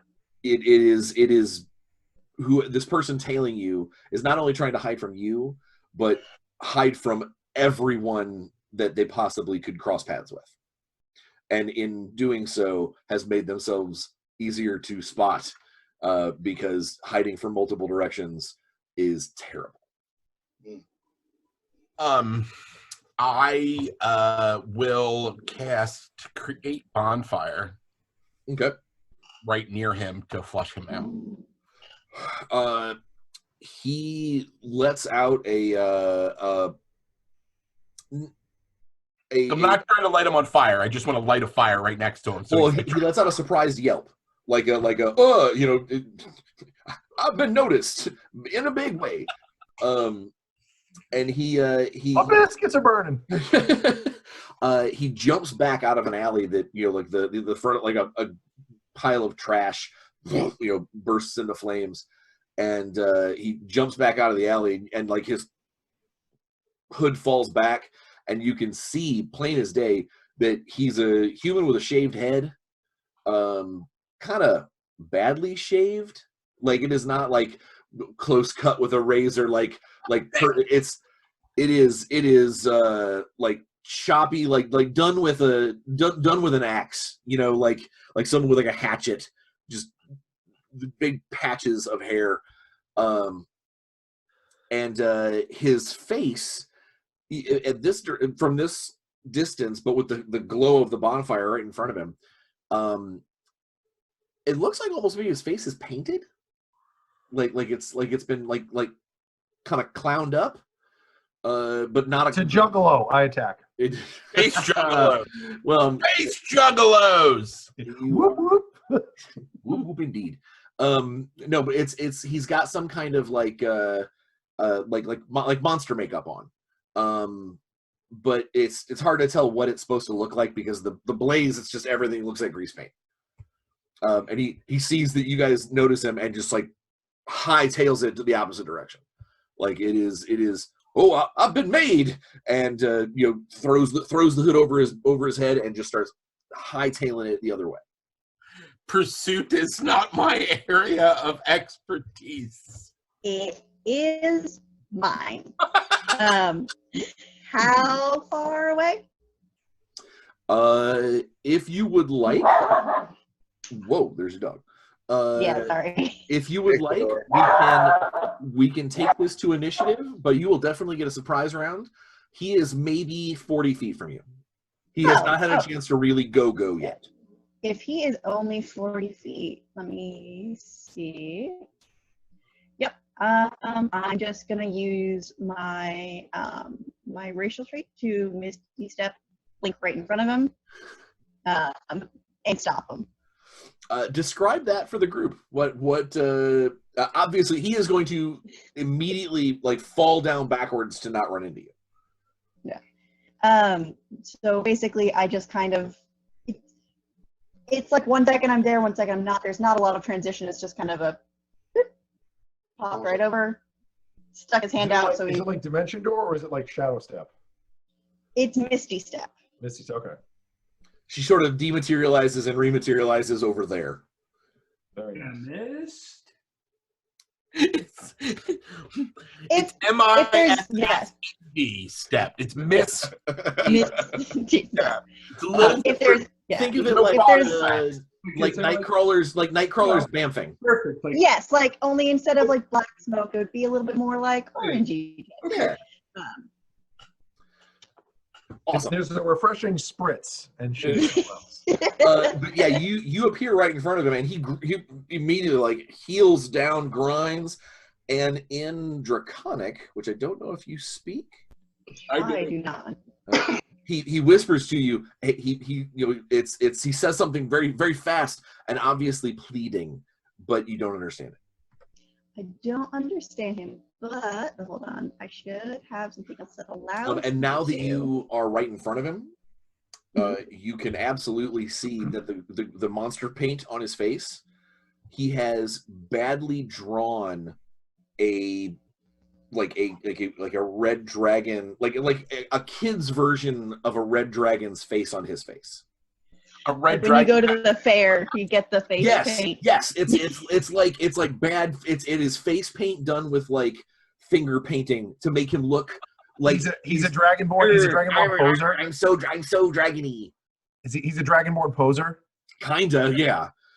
And he says immediately, I'm gonna come and do lunch. And you're like, I got nothing. Yeah, I'm like, I got nothing. I'm like, hey, Ixidor. I will clomp over to where she is. All right, he's on his back feet. Amico, ne parola draconis. Me, Hey, pierogi! So he's like trying to crab crawl away, but at this point, you guys are kind of like kind of gathering around him, and he just puts his hands up and in Draconic, says, "You know, I surrender. Please have mercy." Why were you following us? I say to him in Draconic. You're looking for the master. Hasterix? The cartographer and the fool. You're looking for. It's all he ever talks about. Give me, everyone who's looking at him now that are up close and personal. Go ahead and give me. We're gonna say investigate checks. Oh, that's my skill right I'm there. proficient in that. Woohoo! Ooh, I am not good at that. That's a 15 plus 3, so 18. Hey, 6. I rolled pretty good. A 17. This guy worked at the bar. This guy with the weird like weed whacker haircut and face paint was working at the bar. He Was it a dishwasher? He didn't have the face paint on at the bar, and he was wearing like a leather cap because he was, you know, behind the bar. But yeah, like now that you're up close and personal, you can see him, and you're like, no, I'm pretty sure that guy served Hastrix one of his rums.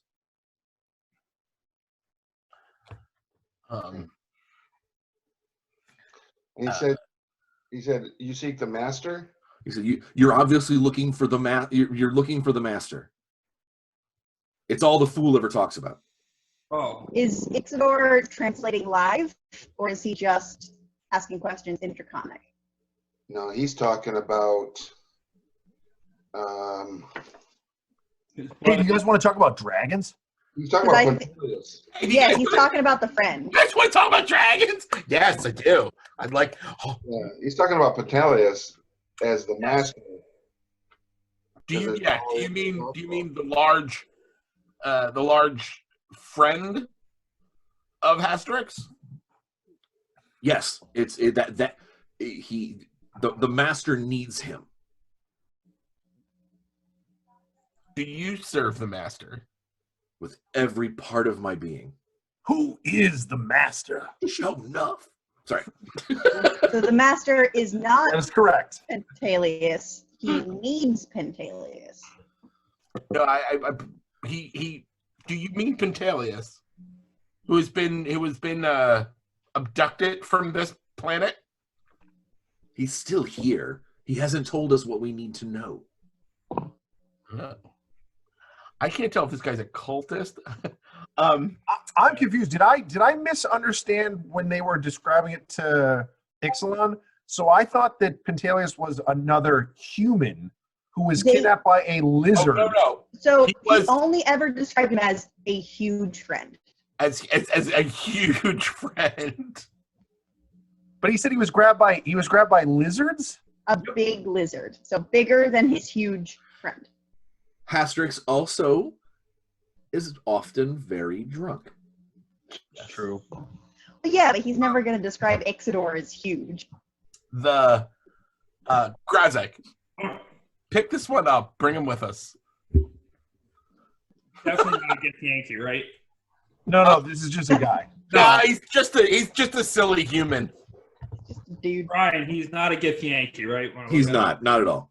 Yeah, we need this guy. Like you like rub a thumb on his cheek to make sure that like it's not like a bad disguise over a really good disguise. Always thinking on their way. Such the master of disguise that I've disguised myself as another race and then disguised myself again. Layers. Badly. That's an Inspector Clouseau move there. I dress Giving myself Lassiter as ideas. German, but then I pretend to be a Russian. Yeah, but he puts his hands where you guys can see him, and to Grazakh in common, he actually goes. He's like, I have a short sword. I wasn't planning on using it. Oh, that's fine now. Take it. He's got a short sword and a scabbard on his belt. Hooray. Yeah. He's like, I wasn't going to use it. I wanted to find out whether or not you were going to be trouble. Get moving. Where are we going? This way. Which way are we actually going? Yeah, we're still headed to the. I'll vaguely jab in the direction I think we're supposed to go. He When is goes not. the wrong way, and I realize I'm going the wrong way. I go, hey, you're going the wrong way. He is not willing to, at this point, being within arm's reach of several angry-looking people and a robot. He is not willing to take a chance to run. He does ask at the first like rain barrel if he can wash up. No. So it's stinging my eyes. Too bad. You thought of that before you put it on. We have to. In service to the master, we have to. Got a dumb master. You're dumb too. He like around the edges of the paint, he pales. He's like, no, don't say that out loud. Dumb. Oh God! Like makes holy signs in the air. Religion check. Ooh. 9. You're like, put your dumb hands away.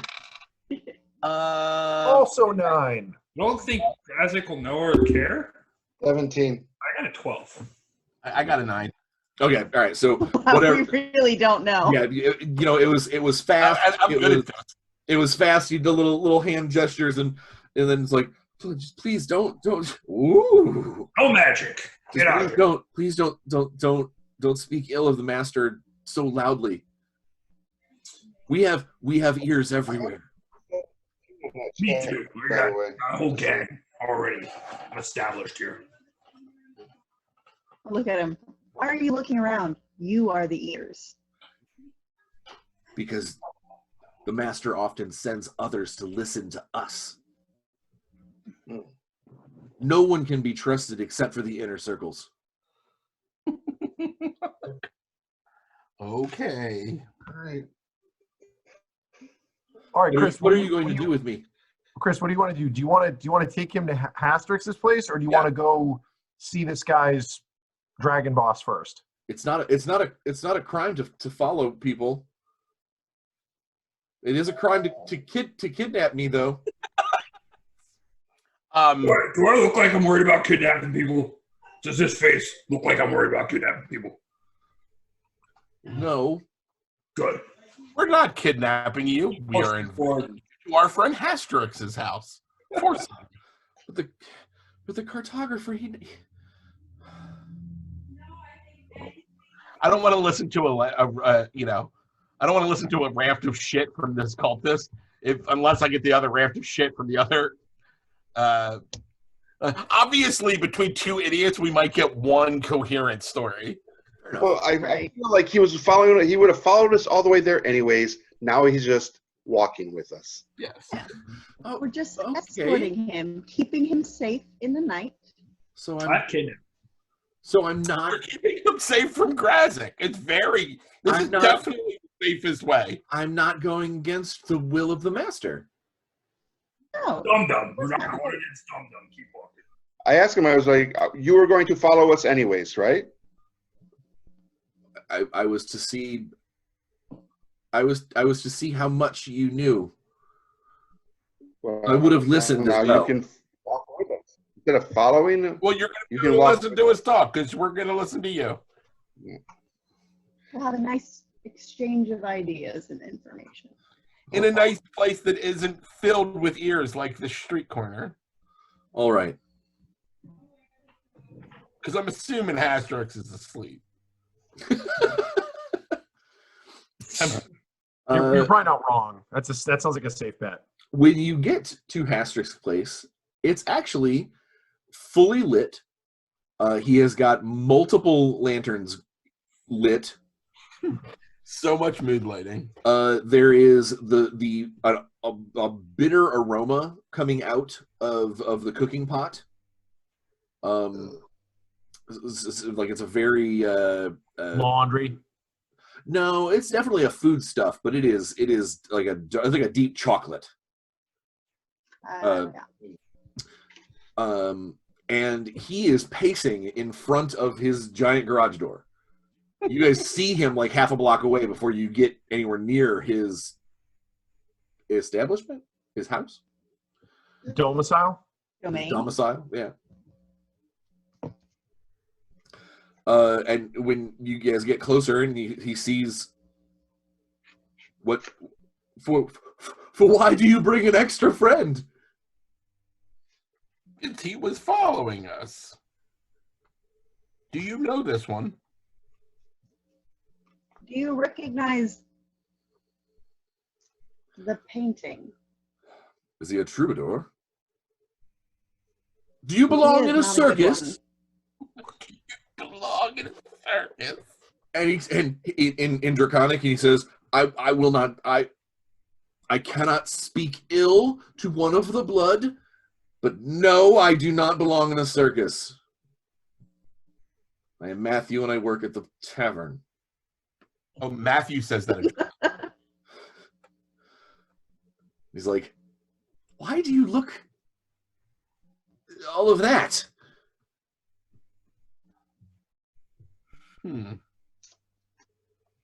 I cannot speak ill to one of the blood, and so I will remain quiet.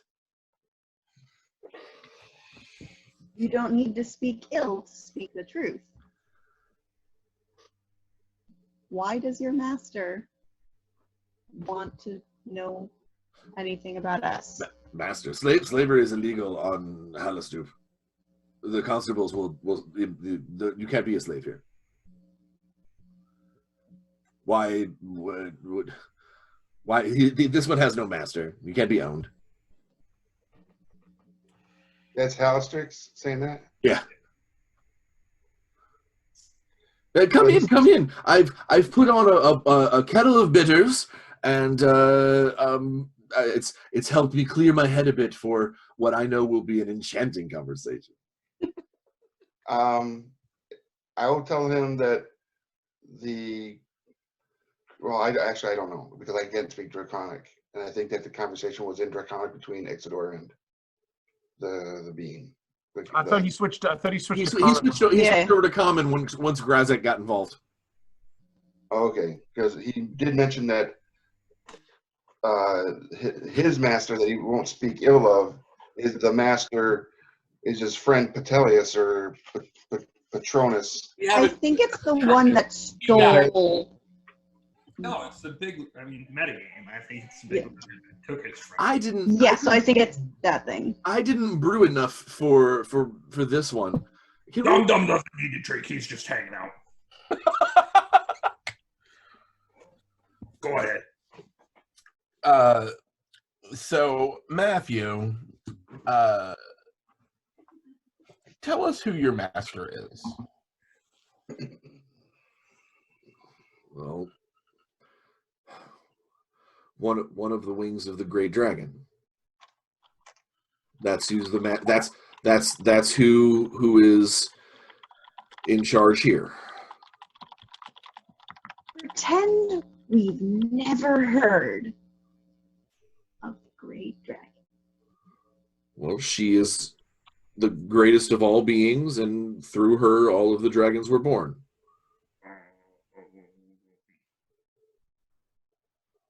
Isn't that? Never mind. I don't know that my character would know that. Yeah, I was about to say. Can we roll for something like that? You can do another religion check. I think I would love Ixidor a religion check on this. 15. Because my patron is the celestial dragon. Let's give you advantage on this. Yeah, that seems reasonable. that seems fair. It's good. It's an 18. Oh yeah, he's from your perspective. He's talking about Takesis. Right. So is he literally saying, like, so I say to him, like, do you serve one who serves the mother of dragons? Well, long may she always reign and look upon us. Uh-oh. We are but a tiny speck in her attention.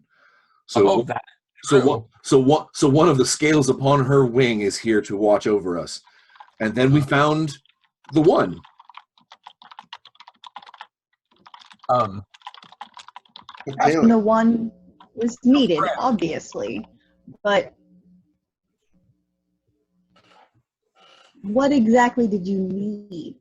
What information? Hastrix is over by the kettle. Does anyone want any of I made bitters. Yes. Yes. He's pouring out cups and seemingly like, you came to my house to talk to someone else. All right.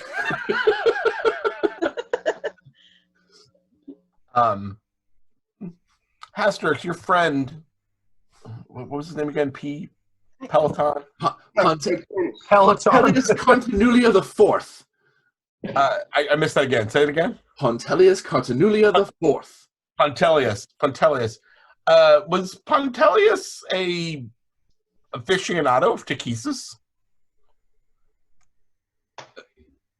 I mentioned that Pontelius was a font of all things dragon. Is the reason why we became such close friends. What was Pontelius? Could you describe Pontelius? Please don't use the past tense. I know my friend is safe. Can you describe Pontelius to us? Oh yes. Physically, what did he physically look like? Skin the shade of worn leather. I could look him eye to eye. He was beautiful for what I've known. Tusks of ivory, long flapping ears. He's an elephant. Gorgeous. Was he bipedal? Is he bipedal? Sadly, not everyone can be blessed with such wonderful numbers of limbs. Valid.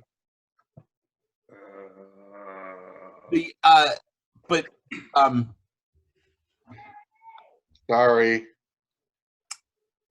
He has tusks, and he is your height.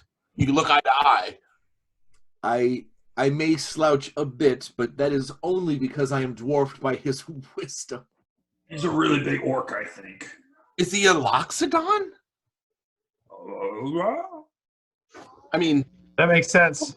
Out of character, I'm saying, this sounds like a Loxodon? Like from one player to the next, that sounds kind of close. Okay. I mean, a little bit. I keep expecting to see maybe an ogre mage. I'm blanking on the names. The blue six-fingered. The elephant. Yeah, he's a elephant. He's the elephant. Oh, he's a heffalump. He's a two-headed psychic war elephant. Awesome. That sounds amazing. I'm changing my notes. notes. Seen that episode of Adventure Time? Oh, it's perfect. Anyway. So this is super good. I love the image here that is this tiny Yoda marching away from a Dracotar across the small room to go yell at a human in face paint, to go yell at a Juggalo. Dragalo. A Dragalo. Boosh.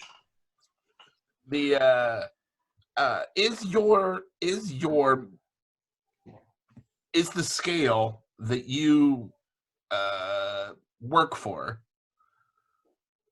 an elephant man? What the hell is an elephant? No. A pachyderm. Pachyderm.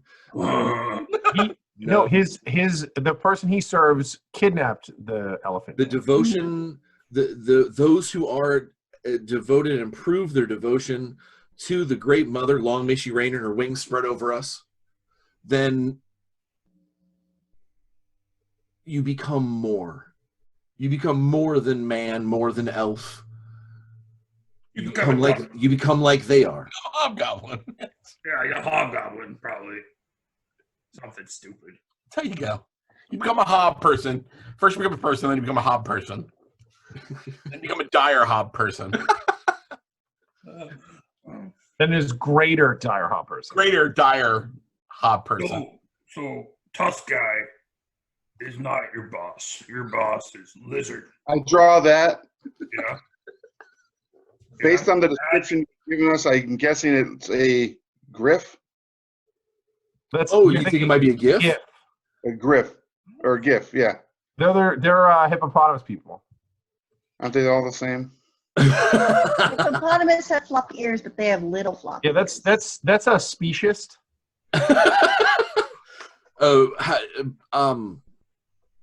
Yeah, so the scale from the tip of her wing, that who leads us, she is no longer man nor elf, or the elephant, or anything else. What? Still, what?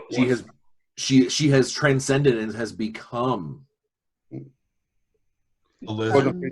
What? Is Pontelius with you? As we're drinking the bitter, we kind of bring Hastrix up to speed on the fact that we think that this sack of Juggalo is a serving the creatures that took Pontelius. When you let that information, like, really just kind of spell it out, after Hastrix has had a couple of mugs of the bitters, which basically is just like dark hot chocolate. It's so not super sweet by any stretch of the imagination, and he's using it to effectively knock the drunk out. Yeah, black coffee. Yeah. He gets like the scales on his back get stiff, and he like legitimately like you can't quite help, especially as that you're only like 2.5 feet tall. When he decides and slams his mug down, when that point is driven home, he slams his mug down on the end table. The end table falls over, and he just sort of like scrambles to all 4 of his feet and grabs Matt and hoists him up without it, like there has been no sign that this guy can lift anything but drinks, but without any trouble lifts him 3 feet off the ground, and like you can tell he's sort of like rearing up his front legs just a little bit, so he's even bigger, like so it's even more of this huge mass over him, and he says, "Is this true? Do you have my friend?" And Matt's like, I can't speak. I cannot. One of the blood. Yes. And he just he like lands back down and sets him down. And he goes, "I have class in the morning. I can't miss class for any reason, or all of my tuition is forfeit." Oh. That is a terrible attendance policy. Earlier, you're fine. I've been to a lot of classes. That don't matter. I will discuss things with the student master in the morning, but it would mean a great deal to me. I will do anything for you if you find my friend. How do you communicate with the We will find your friend. Yes. So the robot is like, yes. Programming accepted. Files updated. As another point of interest to everybody here, to include Hex. Asterisk? Asterisk, yes. I will regurgitate the information that I gleaned from the GIF, or the Githyanki. Oh, okay. And especially the information that I heard them talking in Gith in regards to us as a crew. They can make lots of money from us. I don't know if that means make lots of money from us as crew or cargo. So I mean, probably depends on the person. Yeah. They want to get off planet. They need a pilot, so someone of magical means that can move the ship. But they also, unbeknownst to them, let it slip that they were the reason that the previous pilot had a short-lived term on their vessel. That he crashed it outside of town on the other side of this particular area, and not knowing what else happened there, but they did end up killing him. So I would expect that that's probably the fate of that we would see if we were to join them in some capacity, until they didn't need us. That we'd either become cargo or whatever. So, but it sounds like an adventure. Is this time for Grazakh to explain his well thought out scheme? Yes. It seems it. Yes. Oh, told I story earlier. This is a very simple process. We go jump the scabby Gith, take their ship. When their supplies come, we take them too. Fly their ship, take the other ship, get his friend, leave. You're welcome. Very easy. I'm very good at these things. I've done this before. The mastermind. Grazakh bullet- will grab some money, grab something and eat it. I mean, it's actually not a bad idea. Yeah, the bullet points are solid. They just clearly need to be fleshed out. Your outline is good, but we need a few, couple of edits here and there. It's a masterwork. We need a minimum of 3 sentences per paragraph. Yeah. That's a good idea.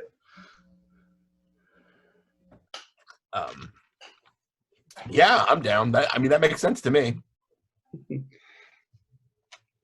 Which one? All of it. We're gonna do all of it. I mean, stealing. There's an ancient tradition of stealing one smaller boat in order to steal a much larger boat. Called the rowboat paradox.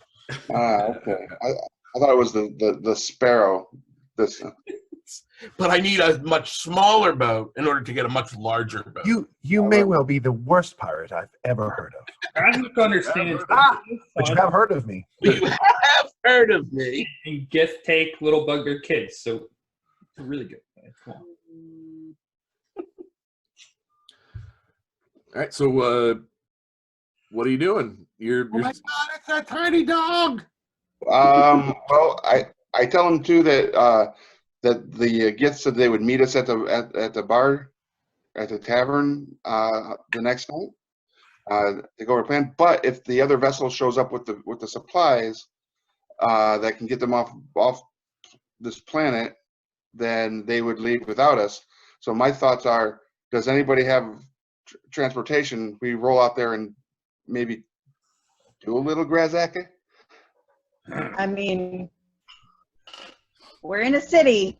There has to be transportation. What do we want to do? What do we want to do first, though?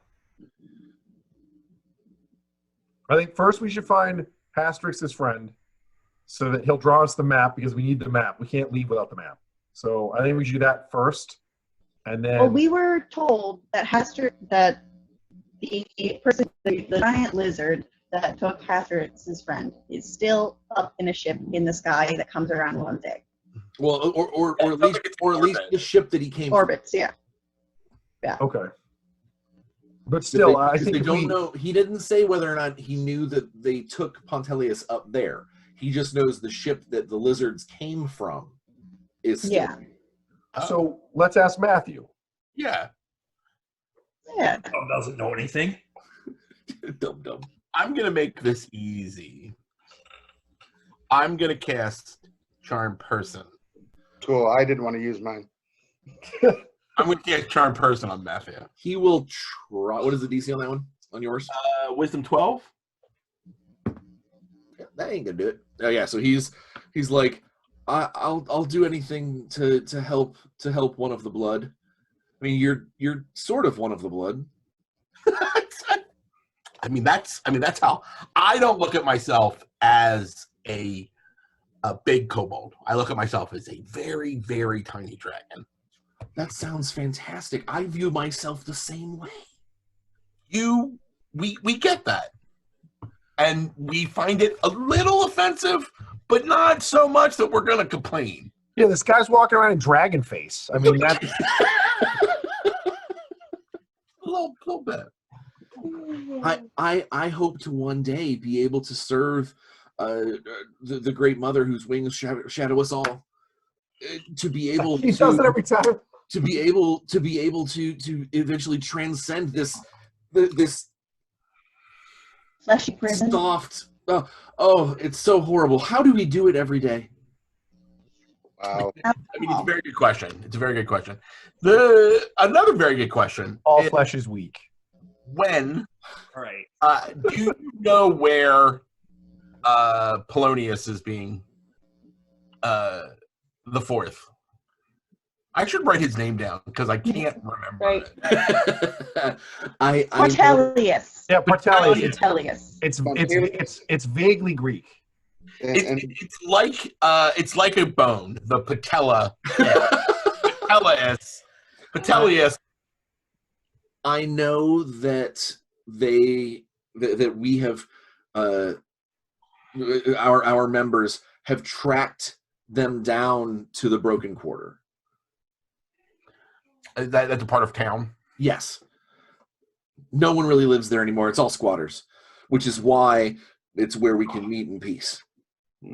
Oh, are there many members of the organization here? There are a few of us, yes. Would you say there's a running of your people? A running? A running of Dragonos? Is there a specific soda? Is there a gathering of Dragonos? Oh God.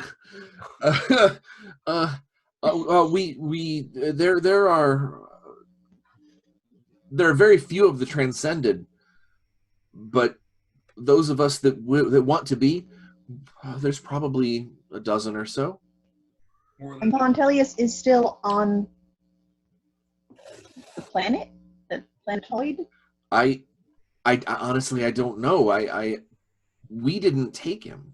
Oh, I thought he said he took him. No, we tried. We're trying to. Praise be her name. Whoop whoop. But he said that they had him. Well, yeah. We know who. It's so difficult. We had him, but then we didn't. Can we go someplace where the largest of our blood isn't staring at me like a meal? Not until you tell us everything. Not important. You took him and then you lost him? No, they took him, but we saw an opportunity to bring him into the fold because his knowledge shouldn't be wasted. Who is this correct? Who is it? What? You said they took him. You didn't take him. Your group of 12 didn't take him. No, the lizard men did. Well, who are the lizard men? We thought you were working with the lizard men. Oh no. What? False dragons. He means like legit lizard men. Not just a drunken dragon not recognized. Yeah, he does not mean draconians or dragonborn. He means lizard men. False dragons. Sure. So the lizard men took Pontelius, and you wanted to bring Pontelius into the fold to get some information. We saw an opportunity to free him and bring him into the fold, where his knowledge would have made all of the difference, and the portals could be opened. And you failed, so the lizard men still have him. One would assume. One would assume. All right, so do they have him in their ship? No, the lizard men have not sent. They've not landed since. As far as I know, they haven't gone anywhere. There we go. There we go. Where are the lizard men? We are sending. We've been sending agents into the Broken Quarter to try and scoop him up. So the lizard men. That's why we came to you. We were hoping that you could maybe help us. All right, let's go to the Broken Quarter. New parameters uploaded. Grazakh looks pained. Oh, we're stealing stuff.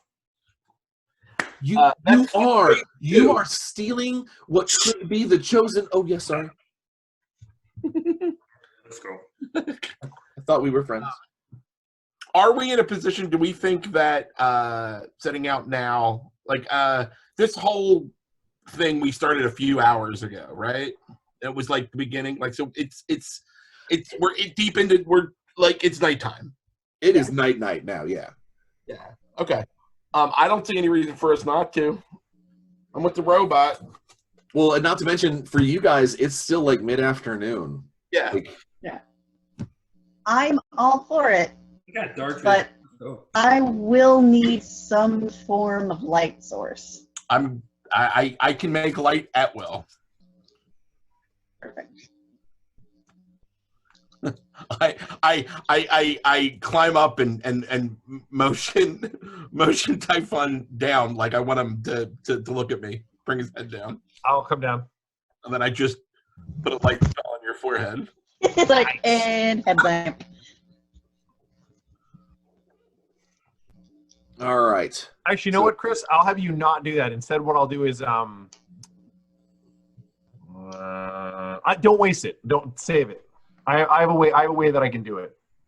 So are we gonna go into? We'll go into the Broken Quarter. Yes. What I want to know is, what are we doing with Matthew? Yes. What are we doing with Matthew? Have Matthew escort us there? Yeah, it sounds like. I mean, we're basically helping him too. He also wants us to rescue Pontelius. Yeah. I would like you to rescue him from the lizard men to come back into the fold of the rightful servants of the Great Mother, whose wings shall shadow us all. And we will definitely help rescue him from the lizard folk. Or I could just beat him up and give him my goblin pickle bucket gang. Who, Matthew? Yeah, why not? Give him to a gang? That's awful. I'm gonna conscript these goblins, make things work for me. Fair enough. I mean, the spell should last about an hour, so. And he is not trying to break it. He's not trying to will past it. I mean, because we haven't. Other than Grazakh being Grazakh, you haven't done anything that's threatening to him. And in fact, you've gotten him away from Hastrix, who literally wanted to eat him. Still on the menu. Is Hastrix coming with us into the Broken Quarter? Can't, because he has to get up. Remember, because his tuition is on the line. Okay. If I don't go up to class, you got the impression that he would love to. I will ask him how many sessions does he have remaining in the semester? I'm going to talk to my the dean. I'm going to talk to the master of studentia and explain the circumstances. But I cannot miss a class without notice. Until then, yes. Okay. All right. So we'll set off into the Broken Quarter. Just as point of order. Well, it's not like he learned anything else from the school. You already said he learned everything. Yeah. I didn't know the impression from it. Yeah, but he is still dragon-blooded, which means the idea of throwing thousands of gold away for no reason. He doesn't get that fancy piece of paper. Remember, kids, don't be a fool. Stay in school. Stay in school. All right, so Matthew will take you down to the Broken Quarter, which the Broken Quarter is called that because it is mostly shattered buildings. All the top, it's like looking at a 40K battlefield. You know, it's just the tops have been blown off. Something bad happened here a long time ago, and there is a crater from where one of the other sections of the planet bumped into this one before they had girdered it out. So, like, you can see there's a girder stretching away, like made of like metal and wood, stretching away from the planet, holding on to another chunk of planet a few miles away from the city, because it basically bumped here and then they eventually tethered it together. But the crater, it goes down several layers through the ground and through caves and through mines. So the Broken Quarter, that's where people go to squat and to hide and to get lost in those various tunnels. It looks like where Sokovia was. Yeah, that's yes. Oh, Sokovia. Yeah, but he'll show you all the ways. He'll actually even point out to you guys some of the scribblings on like corners of walls and things that basically point out to like cult safe houses. His cult safe house? Yeah. Or lizard built cult safe house? His like basically cool. You know, when the time comes and you've made the proper decision to serve the Great Mother whose wings will shadow everything, then you will Your hand shut. as soon as you turn your back, he's like, these are the places that you will go to be safe from her many heads of vengeance. Okay. Thank you. Yeah, so you wander through the area, and he shows you to what he believes is the last. This is where the last altercation took place, and he kind of points over to a few corpses that have been like blankets, like leather tarps thrown over the top of them. I'd like to lift a tarp. One is a human that has been just sliced, like 3 or 4 nasty slashes. The other one looks like a short dragonborn, but he looks like he was maybe turned to stone, or like, and then broken into pieces, but mostly kept together. It's like if someone made a dragonborn statue and then like tipped it over. As they should. Oh, okay. Ixidor, give me a history check with advantage. Yeah. We can. I think I know what it is. I'm history. I'm good at history too. Ooh. That one was a 1 that I rolled, so it's 19. Oh, 1 and a 15 were the rolls. You are well aware, because of being from Kryn and have seen them. They used to be in much larger numbers. It's a Bozak, right? A Bozak Draconian? Yes. Yeah. Your first hint was that it doesn't have it has wings. It has wings, and Dragonborn don't. Yes. I explained to my non-Krynnish companions that on my home world, there was this horrendous horrendous horror happened in which the eggs of dragons were corrupted into these dragon slaves, and they would when they died, they would turn to stone. Blessed by the breath of the Great Mother. Yes. Sure. This is you know, not the fact that this is somewhere away from my world is rare and strange. As strange as you are being away from your world. Probably weirder, because at least every other world that I've known of is at some point has been filled with kobolds. Makes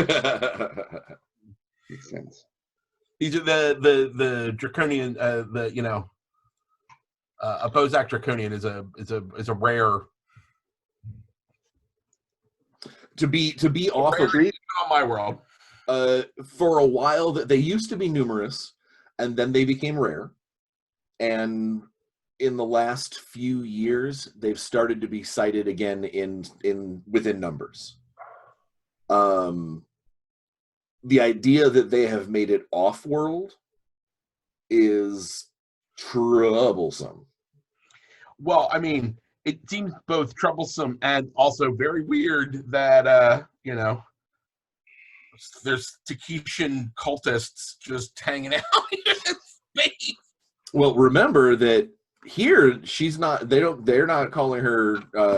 Well, they call her the Great Mother, whose wings will shadow the world. But Hastrix called her Tiamat. Yes, goes by Tiamat and Bahamut. Yeah, I mean that is not using the traditional Kryn versions. Not Takesis, Tiamat. Yeah. But yeah, there's no question when you look at it and go, oh no, you've seen fields of those. Yes.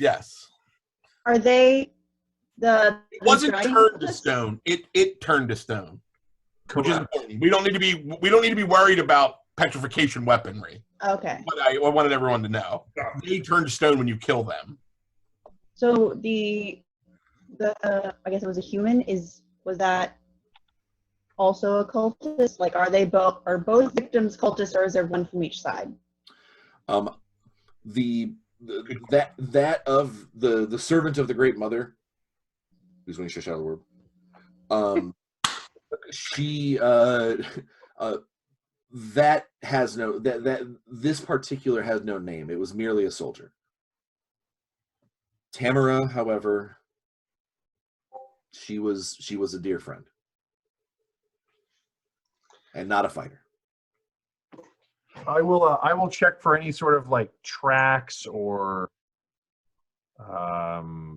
markings of note, anything like that. Give me survival for tracking purposes, because there are lots of footprints roaming around, some of which might look a little different than the others. There are definitely like booted footprints, and then there are scaly dinosaur footprints. That's what I'm looking for. Except they have a draggy. There's a drag mark between them, almost like a tail. I will be like, our quarry has progressed in a northeastern direction. Before we leave, I would like to check the pockets of the bodies to see if there's anything potentially useful. Well, on the Draconian, his items and everything turned to stone as well. Okay. So he's basically, I got nothing. On Tamara, she has 7 silver pieces, a signet ring of Tiamat, and an ankle bracelet, like an anklet, that is made of a woven copper thread. Detect magic? None. A little bit coming off of the Bozak. Sure. You said it was 7 silver coins? Mm-hmm. Okay. The minting on them, it almost doesn't have any. It's almost like washers. There's nothing. Okay, yeah. It literally just coins that someone has probably hammered flat. Slugs. Yep, Yeah. I pocket it for later.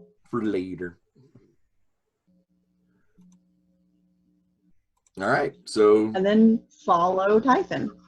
The tracks lead down one level into a shallow, broken basement. There's a building, and half of the building is on the side of the crater, and you're kind of walking the perimeter of the crater and going down into the basement.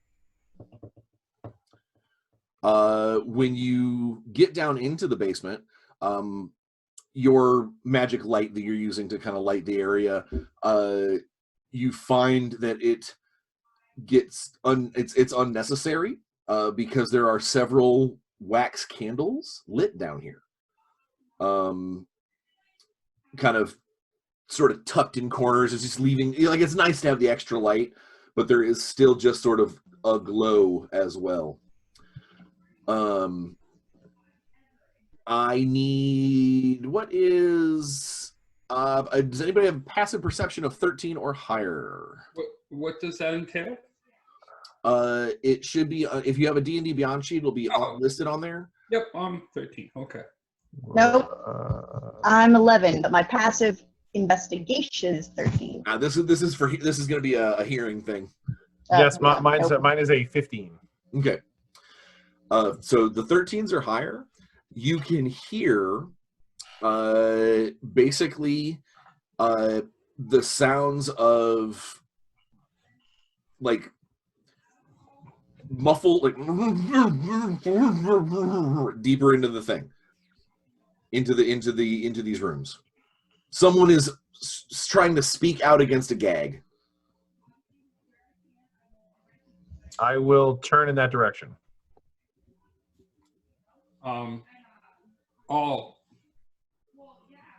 Something's muttering over there. And then Grazakh will try and get low to the ground and start sneaking forward. All right, go ahead and give me a stealth check. 15. All right, so on a 15, yeah, no, you're good. You're good there. As you kind of almost bear crawl, like you kind of hunch back over. I'll out and kind of amble forward. You have dark vision? Yes. When you look around the corner, there is a ring of lizard folk. One that stands a little taller than the rest, and actually has a sword. Who is currently in the middle of dispatching a prisoner. Yeah, like you turn the corner and it's spray against a wall. And 4 others who are holding bound and gagged people, who you can tell have, as Jake so eloquently put it, different colors of dragon face on. And these are, so the lizard men we know are enemies, correct? I mean, you're hearing lots of different sides of the story. The lizard men and the dragon cultists are rivals. You will have a surprise round because they are busy dispatching cultists.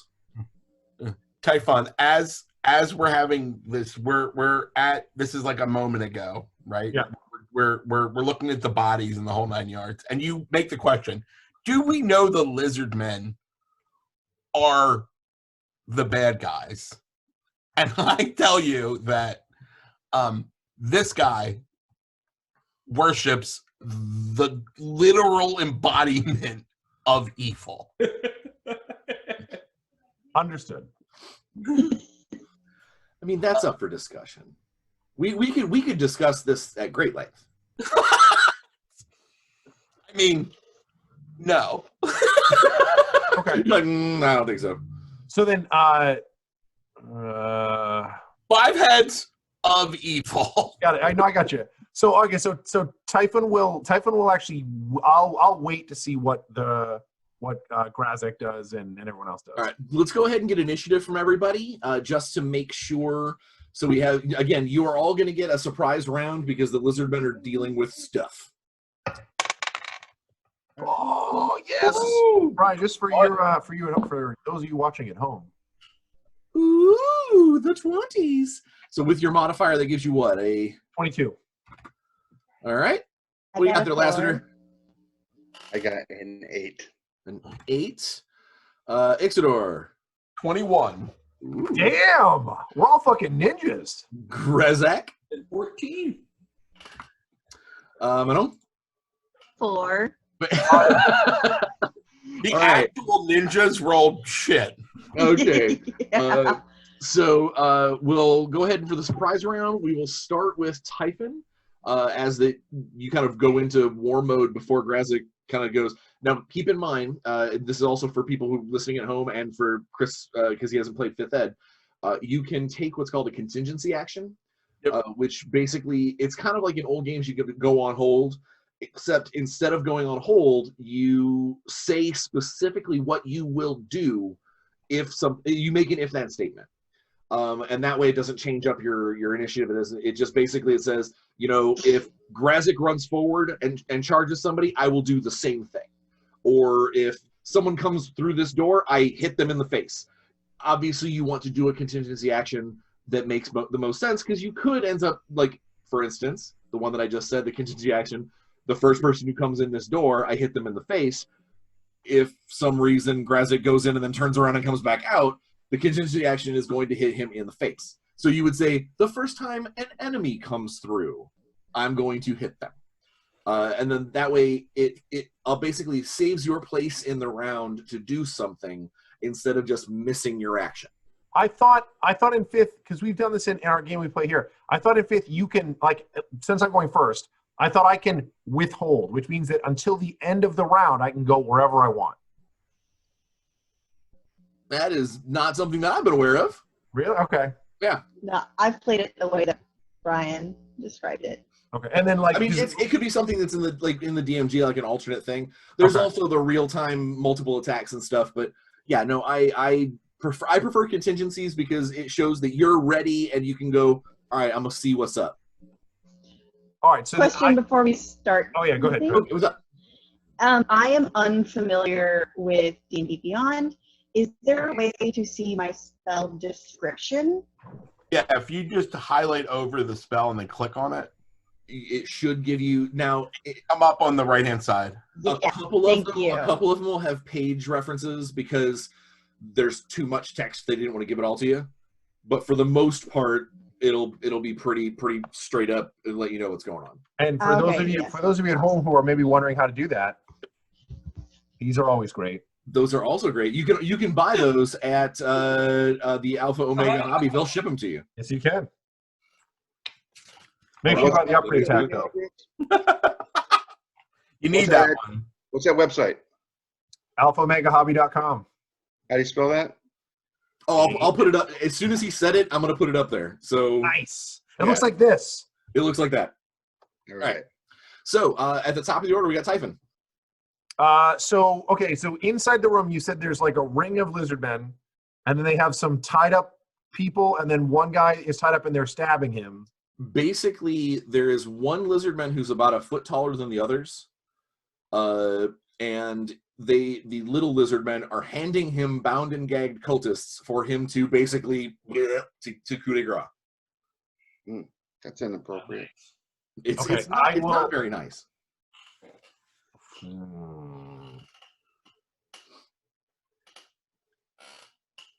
I will step into the room and say, so I mean, but there's no combat going on, right? No, they're just executing them. Okay, there's there's no like melee that's happening. All right, so I will step into the room and say, greetings. We are searching for a Loxodon. What? Oh yes. Really? Yeah, I will literally step into the room, inside the doorway, and I will say, greetings, lizard folk. I and my companions are searching for a Loxodon that we have been informed is in your possession. Okay. It's very unemotional. Yeah. Well, you're all worthless meat sacks. Like they will. I'm gonna consider them to be basically everyone who attacks them on this round, or basically everyone who attacks them before their next action, because this is still surprise round. They're going to get advantage because at this point you have just kind of baffled the like, huh? All right. We'll be done in like 10 minutes. Grazakh doesn't hate that. Grazakh doesn't hate that. All right. Which brings us to. All right, come on, do the brick roll. Ixidor at a 21. I am going to contingency my action. If anyone charges, if any of our enemies, if any of these lizards charge Typhon, I will cast Sacred Flame at them. Okay. Nice. Thanks, pal. Well, I mean, considering the fact that I'm Yoda riding in the backpack, you know, I also concentrate. It's really unlikely that I will ever roll an attack roll in this game. But Sacred Flame, they have to roll, so it seems pretty reasonable. Fair enough. Because I will share with you their initiatives. On 19s, the 4 lesser lizard folk look surprised and shocked and awed, and they look at each other and they look at the big guy. Grazakh on a 14. I am going to try and sneak up on the lead lizard man and club the ever-living heck out of him. All right. You can make a stealth check to try and make the sneaky factor, because he has not turned around yet. He's looking at his friends like, why are you guys, they're just, what's going on behind my back? So he has not seen you yet. I rolled a natural 20. Oh, that will not be an issue. He wasn't going That happens. Yeah, you get right up behind him. So I will stay 5 feet away because I'm a long-limbed bugbear, and I can do that. Okay. And then I will try and club him with my great club with my surprise attack action. You have advantage on the roll. I cast concuss. I hit a 16 with advantage. His armor class is a 15. So in a Bryan Steele role-playing game, by the way, I count attack rolls basically kind of like a skill roll. Once you've surpassed it once, you know the difficulty that you're shooting for. That way I don't have to continually, if you know that they're at AC 15, you can just roll the die and tell me you hit. Okay, so yeah, you connect. Clobbered him solid in the, like, meaty in the, like, right between the shoulder blades. Boom. I rolled a 1 for my damage on my club. I can re-roll that. I was going to say, don't you have something that does good stuff? So I rolled 14 damage plus my strength of +3, so 17 damage. Ouch. Okay. How did you roll a 14? What kind of a die are you rolling? I rolled 2d6 for my surprise, and then I rolled a d8, and I rolled a 5. And I had 3 to that. Yeah. Before you said you rolled 1. So I get to re-roll because you rolled 1 for your club, and then you rolled 14. And I'm like, are you rolling a d20? He has a d14. Yeah, I mean, if we were playing D16 special club, could be. I have these great funny dice here. Yeah, the DCC dice have, there's 14s and other. Oh, yeah, that's sorry. funny. My sneak attack were 2 5s, and then I re-rolled my 1. Excellent. Yeah. So there's the crunching of bone under your club, and he steps forward. He drops the lifeless cultist, and in Draconic, says words that children shouldn't hear. The lizard person says curses in Draconic. Yes. You would know that lizard men, their primary language is Draconic. It's just a bastardized version of it. Next up after, which that gentleman would normally go on an 11. So next up is Lassiter on 8. Oh, I'm very excited. 5th edition, they are called lizard folk. Very PC here in 5th edition. Because there are lizard ladies. So I will also stealth up, coming from a different angle to hide myself from the.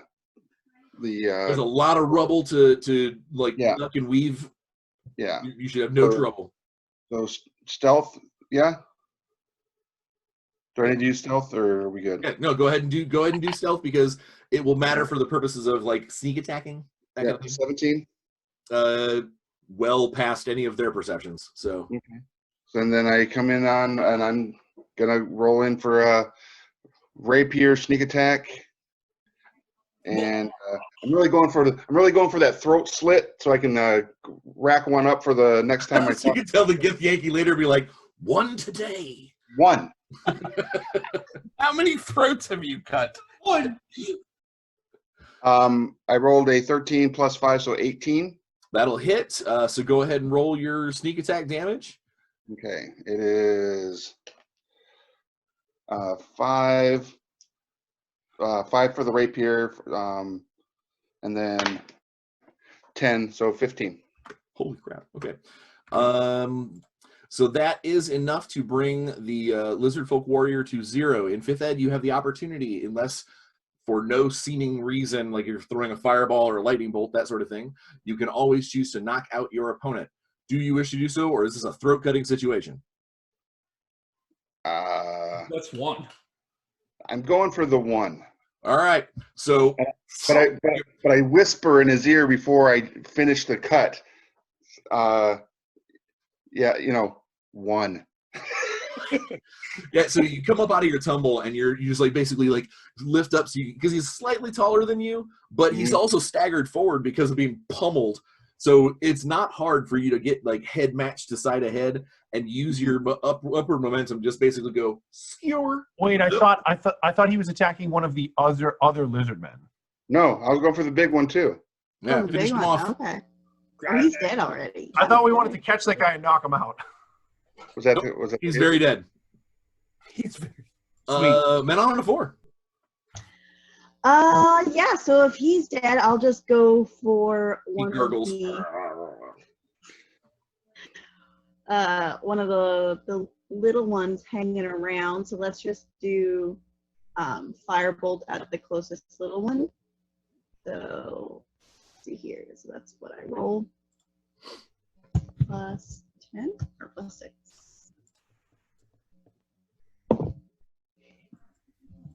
It's an 8, so it's a 14.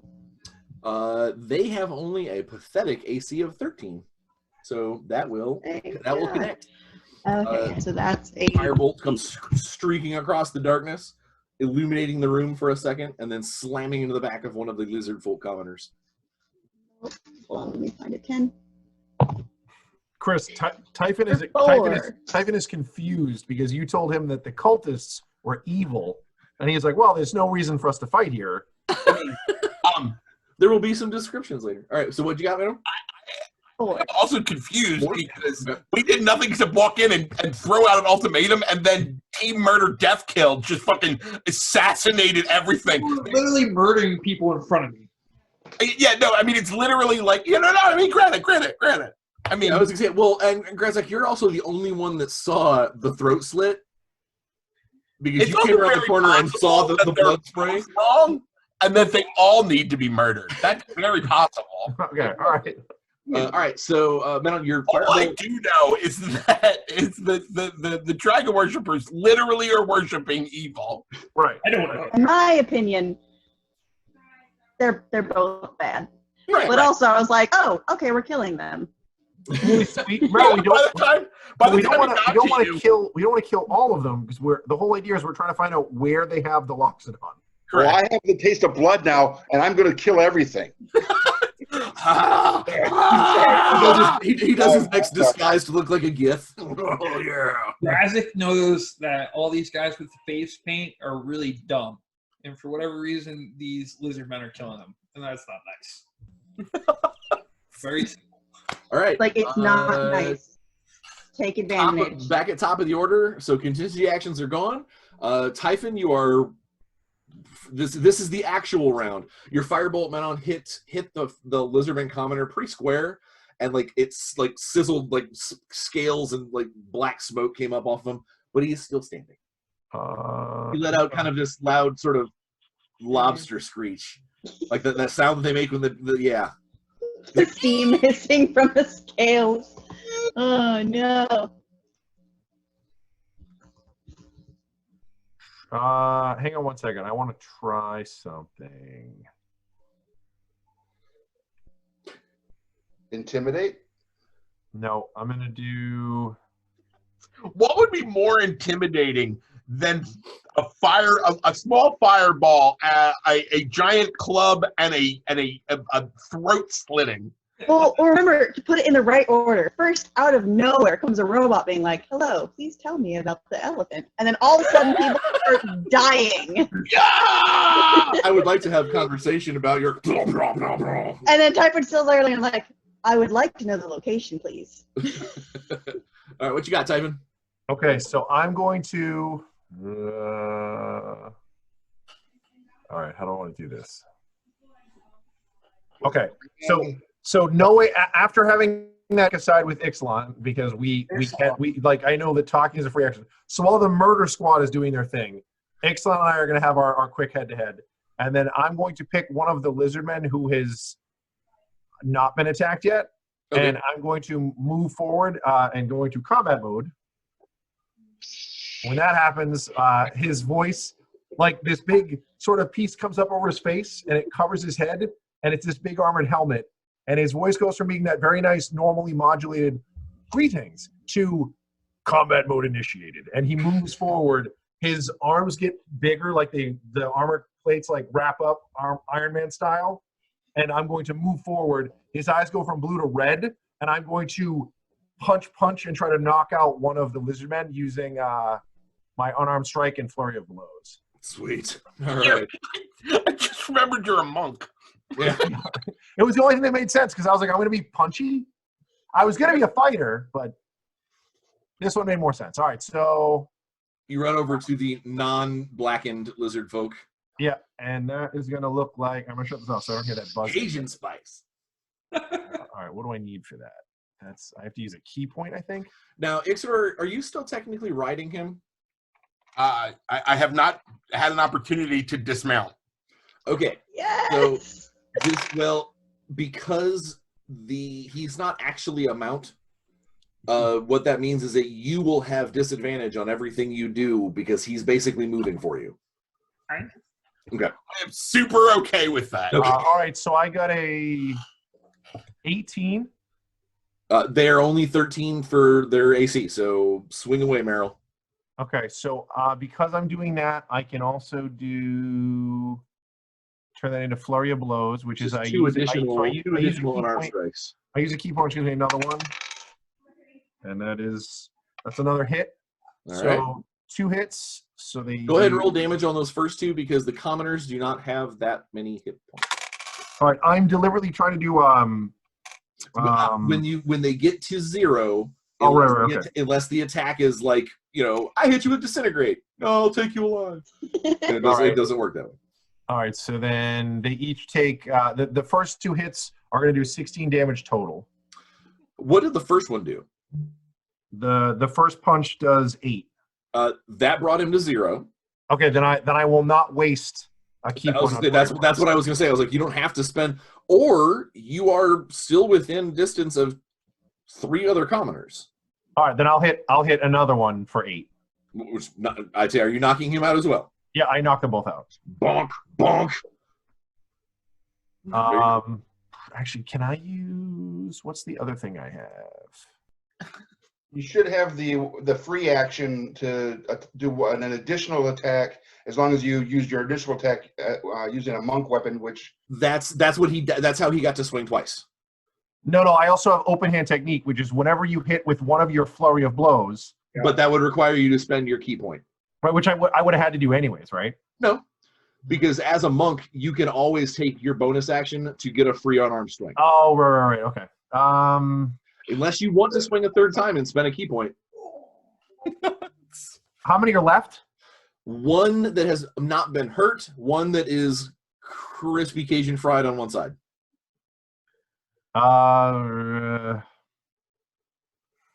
Yeah, I'll spend a key point. I'll swing it. I'll swing it the other one that's not blackened.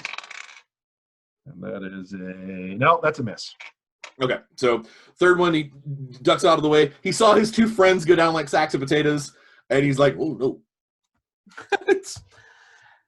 For Ixidor's turn, he just yells, "Lay down on the ground and put your hands on your head and surrender now. This is the only opportunity we're gonna have." Go ahead and give me an intimidate. normally I would give you disadvantage because you're basically bouncing in the back of a backpack. Yeah. Like, you look comical, but I'm going to take the disadvantage away because you're riding on the thing that just clobbered 2 of their friends. That seems real. Yeah. Your chariot just knocked out. Oh, That natural 20, so 20 plus 2. all right. Two little snorts of fire come out of his nose. So we'll see if what they think. They are not having any of that. So that's Ixidor was on a 21. 22. Oh, Brian froze. What? Yep. Me? Even he can't believe it, people. Even he can't believe it. You said I froze up? He froze for a second. Oh, so you guys didn't freeze at all, so I was just like still going. Oh, yeah, no.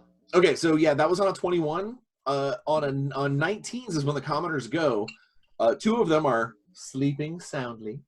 The blackened one and the last unhurt just shoved their cultists down to the ground. The people they were holding just shoved them down to the ground, and like immediately like belly down and in Draconic, like we're just here to help the captain. That's all we're here. I don't even know these guys. I don't even know these guys. I wasn't even supposed to be here today. We are just here. We are just here. I gotta find my note before I stammer anymore. We are just here to find Krut. That's it. Krut? Yeah, he our bosun, and we're just here to find Krut, bring him and the captain's specialist back. That's it.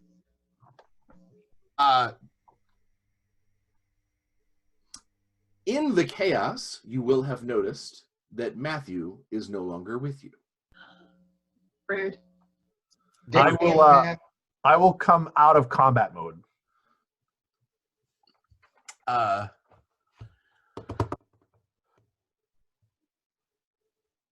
Was Krut one of those gift guys? No, those were Xiphus and Iliphus. Xiphus and Iliphus. Elvis has left the building. Elvis. You said something earlier about a bosun. And what?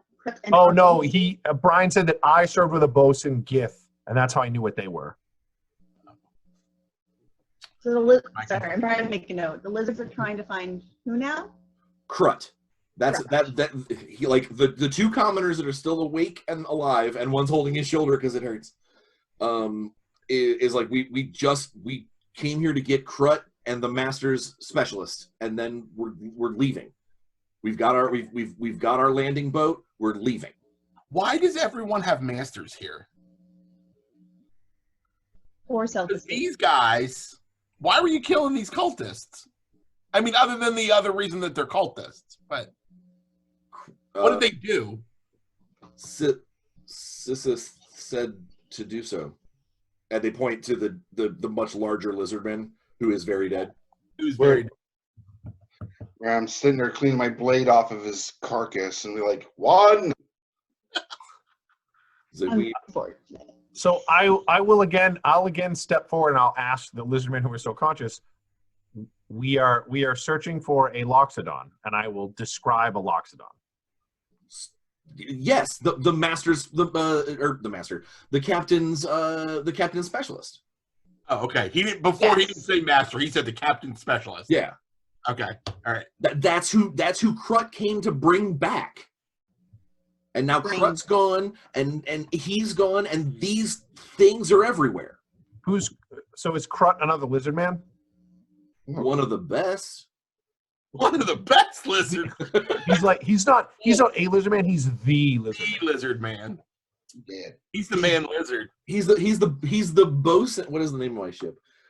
He's the bosun of the Hull Nasher.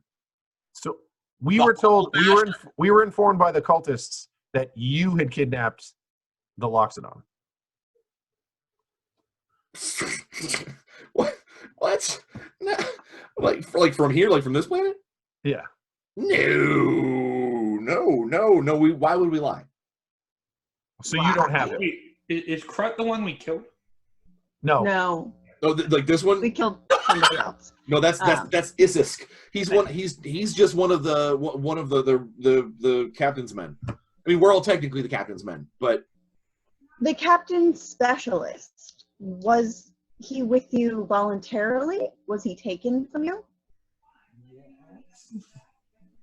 No, that's a no. What do you mean? Well, you said you needed to bring him back. Krut brought him down to this planet willingly. It was just Krut and him. They took one of the longboats. They came down, and then the captain said that we had to come get him because things went bad. It was just him and Krut. We have heard from other sources that the specialist had a companion when he came to the planet. I mean, I don't. No, it was when the longboat that brought them down was just the two of them. Is Krut and I'll describe what Hex Asterix looks like. Is that Krut? That one. What? Yes. Yes. Is that Krut? No. The drunkard. The drunkard wants to take the captain's specialist. He wants to he wants to keep him for himself. And that doesn't and that'll never happen. Are they're still speaking in Draconic, right? Unless someone talks to them in common. Ooh. I was talking in common. Okay, yeah. Their common is awful, by the way. I will help meet the conversation. We'll have the conversation in common, but I will ask questions in Draconic as things because if they don't speak it well.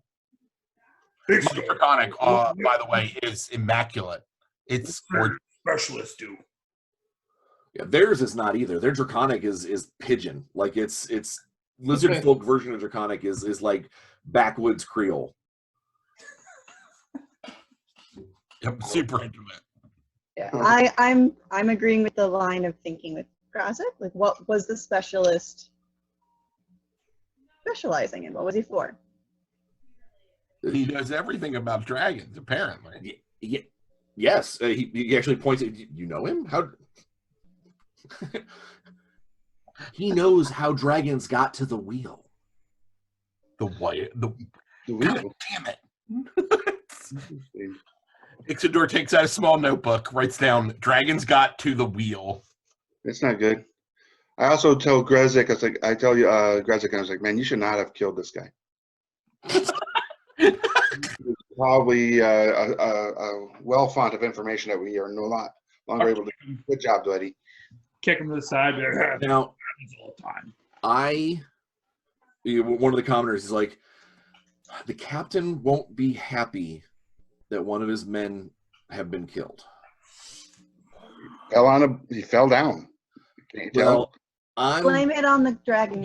He kind of points over to where the crater slides off down deeper, and he goes, if you let the four of us go, I'm okay with saying he took the spill. Why? What? I mean, I have no issues with you. I am simply trying to find the specialist.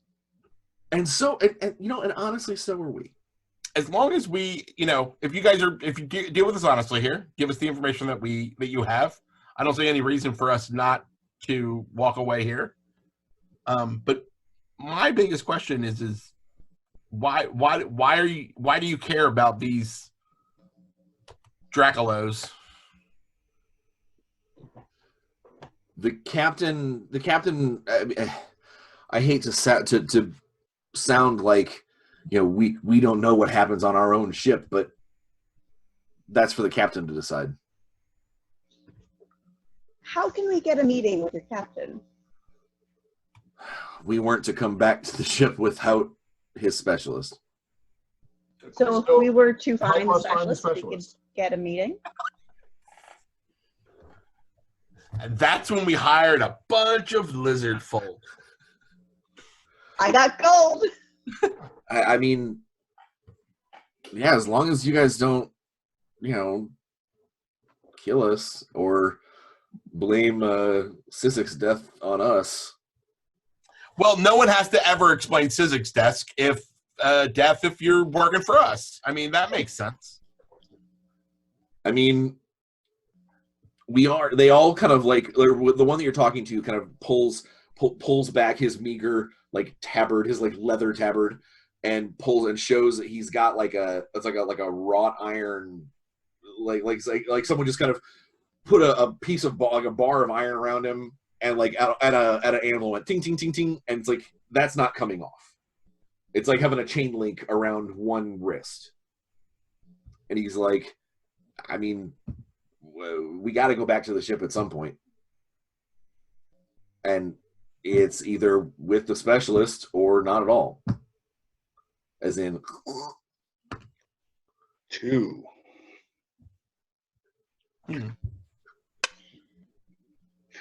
Does he? So Typhon's gonna look at the metal thing around his wrist. Do they all have it? Mm. And it's just a piece of metal that's bent in a circle around it. And it basically has a stamp, like where the two pieces have been forged together. Oh, okay. It is a solid piece now, but there is definitely a hot forged spot. Is it magical? Nope. Is this just a mark of ownership? Yep. Probably. Or indentured servitude to the vessel. Something of the sort. Yeah. Because the symbol is the same on all of them. Yeah. It's probably so if they run into other lizard folk, they'll know where they're supposed to be. Have we seen that symbol anywhere else in town? Not yet. So I am of the opinion that we are working towards the same goal temporarily. I mean, these guys, he kind of like gives a boot to one of the cultists, the bound and gag cultists. And he's like, these guys told us to go deeper into that way. Oh, well, I mean, we're going to wake one of them up in a minute. Oh, they're awake. They're struggling like worms against their bondage. I mean, I still can cast another charm person spell. So they told Sizzik everything that they could, and Sizzik fell down that hole. Well, that was before Sizzik fell down the hole. What a terrible accident! Ixidor turns around to Grazakh and goes, he fell down that hole. Oh, I hit him in the head with a club. I remember doing it. Is there a hole near me? Yeah, there's a big giant hole. About 20, 30 feet away, but yeah. No, yeah. Got hit with a club. Saw it. Did you throw him down that hole? No, they threw him in a hole, man. That's crazy. So Typhon will walk over and grab the lizard man and lift him up and just walk over and drop him in the hole. Right. When you lift him up, you see that he was wearing armor on top of his scales. He had like a cuirass on, and it had the same symbol on the wrist on their chain link is like embossed into his cuirass. And now that it's bigger and not like crude, it looks like basically like a smiling set of jaws. Okay. Manon, do you want to search this? Yes. Before he throws the trash out? Absolutely, I would like to search the body before we dispose of the garbage. He has a belt pouch that has a folded up piece of something. I know I made the note as to what it was made of. He has a folded up piece of leather that has the edge of a tattoo on it. Like. Nice! It's cured skin. It used to be people leather. Tattoo, yeah. That has a bunch of stuff written in Draconic on it. He has a ring on his finger that has an oversized like embossed signet on it that does not match the one on his chest plater thing. That looks like, honestly, it kind of looks like a black power fist surrounded by spikes. Oh no! Fuck. In the pouch, there are 10 platinum coins and 10 coins that they're gold, but the minting on them is super weird. Like it's script that you don't recognize, and it says they're called Xenos. Ah, I was right. Oh, that's interesting. And then... Oh, and a longsword. I mean, I can't use a longsword. Does anybody want a longsword? There's nothing special about the longsword. It's just in fact, it's probably not in the greatest of shape. Yeah, I'll let that go into the garbage. So I think it's safe for it to say that out of character or in character, none of us recognize the symbol. No. Alas, poor no. Yeah, I was thinking Greyhawk, so. Yeah, out of character. I know exactly what it is. Yeah, but... and and I'm super excited. Yeah, me too. I'm stoked. That's what else what did you take off of him? Everything. Everything but the longsword. Yeah. Okay.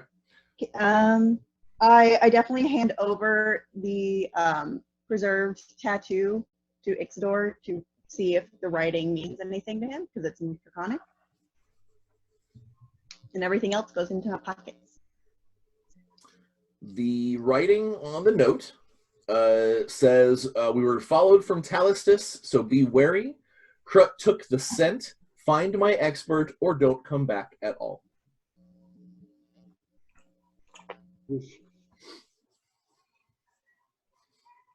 Oh, signed Captain Sarl. Captain Sorrow? Sarl. S-S-A-R-L of the Hull Nasher. Captain Sorrow. It's a great name. Captain Sabaro. Captain He makes the best pizza. He's got the best. He makes the best pizza that's strictly available only in truck stops. Or malls. And malls. So, this is actually a pretty good point for us to pause to get to the next session. However, I do want to take a moment to kind of wrap up the narrative for the day. What are you doing with the 4 living cultists, the ones that are bound and gagged? Or would you rather just pick up exactly at this point next time we play, where you've got the 4 cultists and the 4 lizard commoners?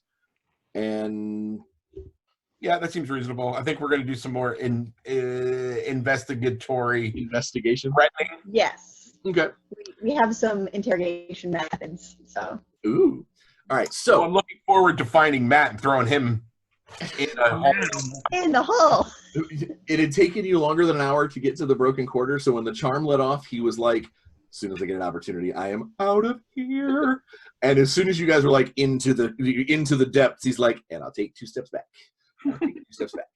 And I'm out. What we have not done before in Arcane Promise, in a Bryan Steele role-playing game, I don't do experience points or anything like that. What's up? In a Bryan Steele game, TM. What I do is I like to do milestones. So like when you guys overcome a cool challenge, something like that, that's when you'll get your you'll get your levels, your ding ding ding. But in an effort to make my games feel more cinematic and more narrative and more about the story as well, is I like to close out every game with kind of a round robin set of questions that help us see what the audience might see and participate in if this was a show, which technically it kind of is. So I'm going to start with Rick. I'm going to go my round robin. So there are 4 questions. Question number 1 is, what did Lassiter learn this episode? Lassiter learned this episode that there are a lot of factions operating on this particular town. That for a small town of 2,000 or less is a little excessive. So there must be something going on. Lines. Goddamn college towns. Right? So that there might be something a little deeper going on than just the norm. Yeah. I think that's one thing he learned. Excellent. What did Grazakh learn in this episode? Geez. I think one, Grazakh not being an evil bugbear, he's certainly bothered that the goblins are kind of oppressed, and that, you know, if they're being oppressed, they should be oppressed by him because he's a boss. In a similar manner that, you know, people or lizard men murdering people who are also people in a hole anywhere don't really sit right with him. Yeah, it's a moral quandary that deserves a smashing. Kind of a lot what Lassiter's going on. Okay. What did Typhon learn this episode? Flesh bags are confusing. That works. The decay and entropy that's coming from them all somehow causes them to all be divided, which seems strange. What did Manon learn in this episode? That Hasterix lied to us. He did not come to the planet with his friend. So now I don't trust him. Ooh, all right. There's some holes in the big dragon story. He didn't say he came here with him. He said they met in school. I think he said that they were both dropped off by the ship, and then the ship left them here. Yep, I remember that. Really? He did say That is Hastrick's recollection. The drunkard. What did Ixidor learn? That the forces of Takesis are in play, and you know, as the mortal enemy of my patron, I am now quite interested in what's going on. Whereas before, I was really just kind of along for the ride. Before you were like just chosen, but now it matters. Yeah, no, I mean, he was chosen, but he didn't choose. So I mean, Fair enough. beforehand. You have been chosen, okay? So second question is what did Rick learn this episode? Rick learned that I gotta do better voices. I think the differentiate and to differentiate between my character change-ups. Like when you're playing disguises up. Yeah, when I play my disguises, be a little bit more out of character and in a new character. Okay. Yeah. What about you, man? What'd you learn this episode? I don't know if it's necessarily what I learned, but I'm just trying to kind of learn the pace of going with everybody else. I think kind of sitting around at a tabletop sometimes you can like vibe and play a little more. I mean, particularly like when you're playing a character that you use in like kind of a loud grating voice, you know, like talk over people or like mess with people, but I still want to like add like my inflection to the scenario. Yeah. I think a lot of the characters here are like smart characters, and why Grazakh is dumb, he's kind of wise. So I think you're doing a fine job. So put that in your. And it's fun. I really like this. What did Jake learn? Aside from the fact that his room gets really dark early. That I'm playing with a bunch of murder hobos. It's like, no, I think that I like the balance of this group. I think it's really fun. I usually play either like super sneaky combat characters or like big sort of like fighter type sword and shield combat characters. So playing a character that it's kind of nice playing a character that's kind of a step removed. This is the first monk I've ever played, so it seems like it's an interesting combo, and I think that as far as the party goes, I think we have a pretty good assortment of characters and talents. So I think it should be fun. I'm excited. Clover. I'm still mostly learning about the character of Manon, trying to nail down the personality. I normally play characters that could be best described as like manic pixie dream idiot. So playing a character who's a little bit more stoic, but also just be like, oh, that's the job. So this is the best way to do it then. Okay. It's difficult and I like it. Okay. Then what did Chris learn today? That, as always, being the talker doesn't necessarily mean I'm the person that is making the plan. Which is difficult, you know, because kind of like what Ben was saying, there is a problem that can occur when, since you're just being the person that's talking, everyone's just like, oh, okay, I guess we'll do that. And it's like, no, guys, don't do that. Don't listen. Are you listening to me? What are you doing? Why are you doing what I'm saying? Don't do that. I have to separate a little bit. So it's good. Awesome. The third question is actually often my second question. I don't know why I turned around this time. Is what did the audience, if this was a show, which it is, what did the audience learn about Lassiter today? I think they probably learned that Lassiter, besides being a murder hobo, they learned about his upbringing on the farm. Well, they got some backstory. With a shockingly low amount of chickens? That was a total lie. That I think what the audience probably learned most about Lassiter is that Lassiter is a individual who will take on other personalities. I didn't use one of the skills that I wanted to really use today, which is if I hear someone talk for at least a minute, I can mimic them. And I wanted to kind of do that to Typhon's character today. I'll get you next time, bro. I would love to see you mimic me. I would love to see that. And like do like throw my voice and stuff. And I plan on using it with those sending stones later. But I think what they learned is I'm probably a lot more faceted than just a rogue. Yeah.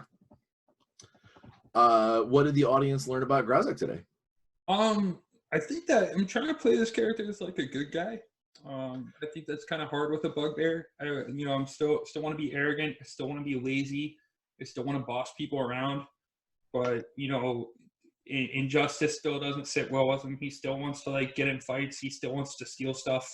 You can have a moral backbone and not be a swishy. You can absolutely. Yeah, and that's kind of the goal with this character is I want him to kind of be like sneaky and mean, but at the same time, like he's sneaky and mean to bad people. Yeah, so. There you go. What did the audience learn about Typhon? Well, I know what I would immediately put flag on. I think the fact that Typhon has kind of like an innocence in that like he's unaware of a lot of the sort of like interspecies politics. He is, I don't want to say he's not a Boy Scout, but like he does problem solving, which is, when the guard was hassling the goblins because they spilled the stuff, he's like, oh, well, I want to talk to this guy. I'll just solve that problem. Cool. That's done.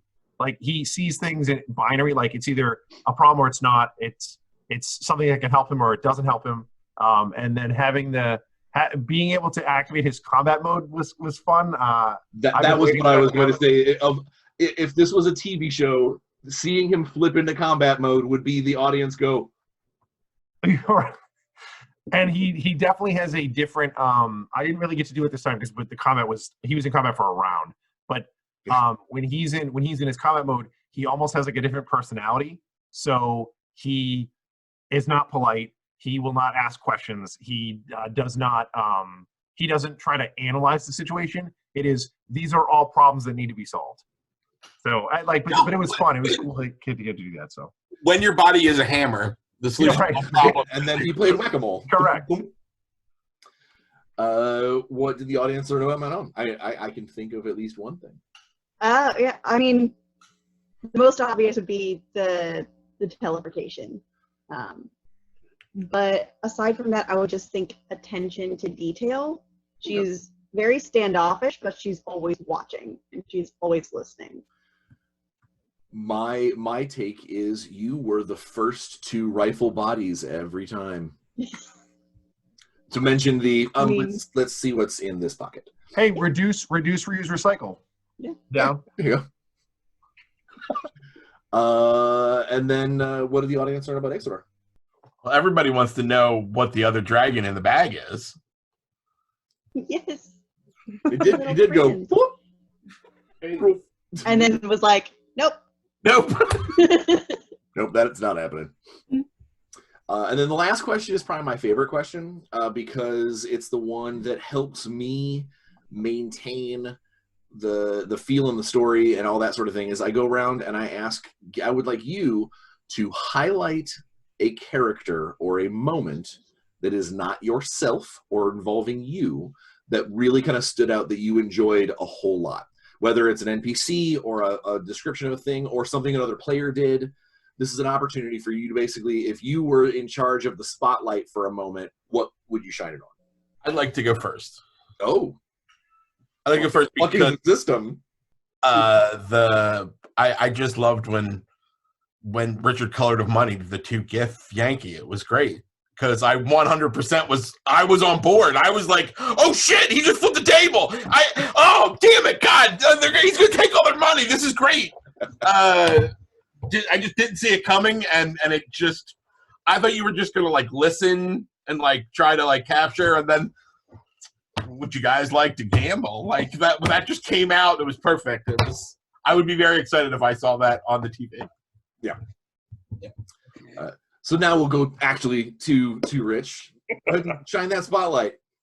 All right, so mine actually is also for Ixidor. Is when he was first interaction with the Drakon, his enthusiasm to learn more about that character, like jumping out of the bag, getting right, and being like, tell me more, tell me everything, feed my knowledge. I thought that was a really fun and probably if it was a cinematic event, it would have been very comical to watch that scenario.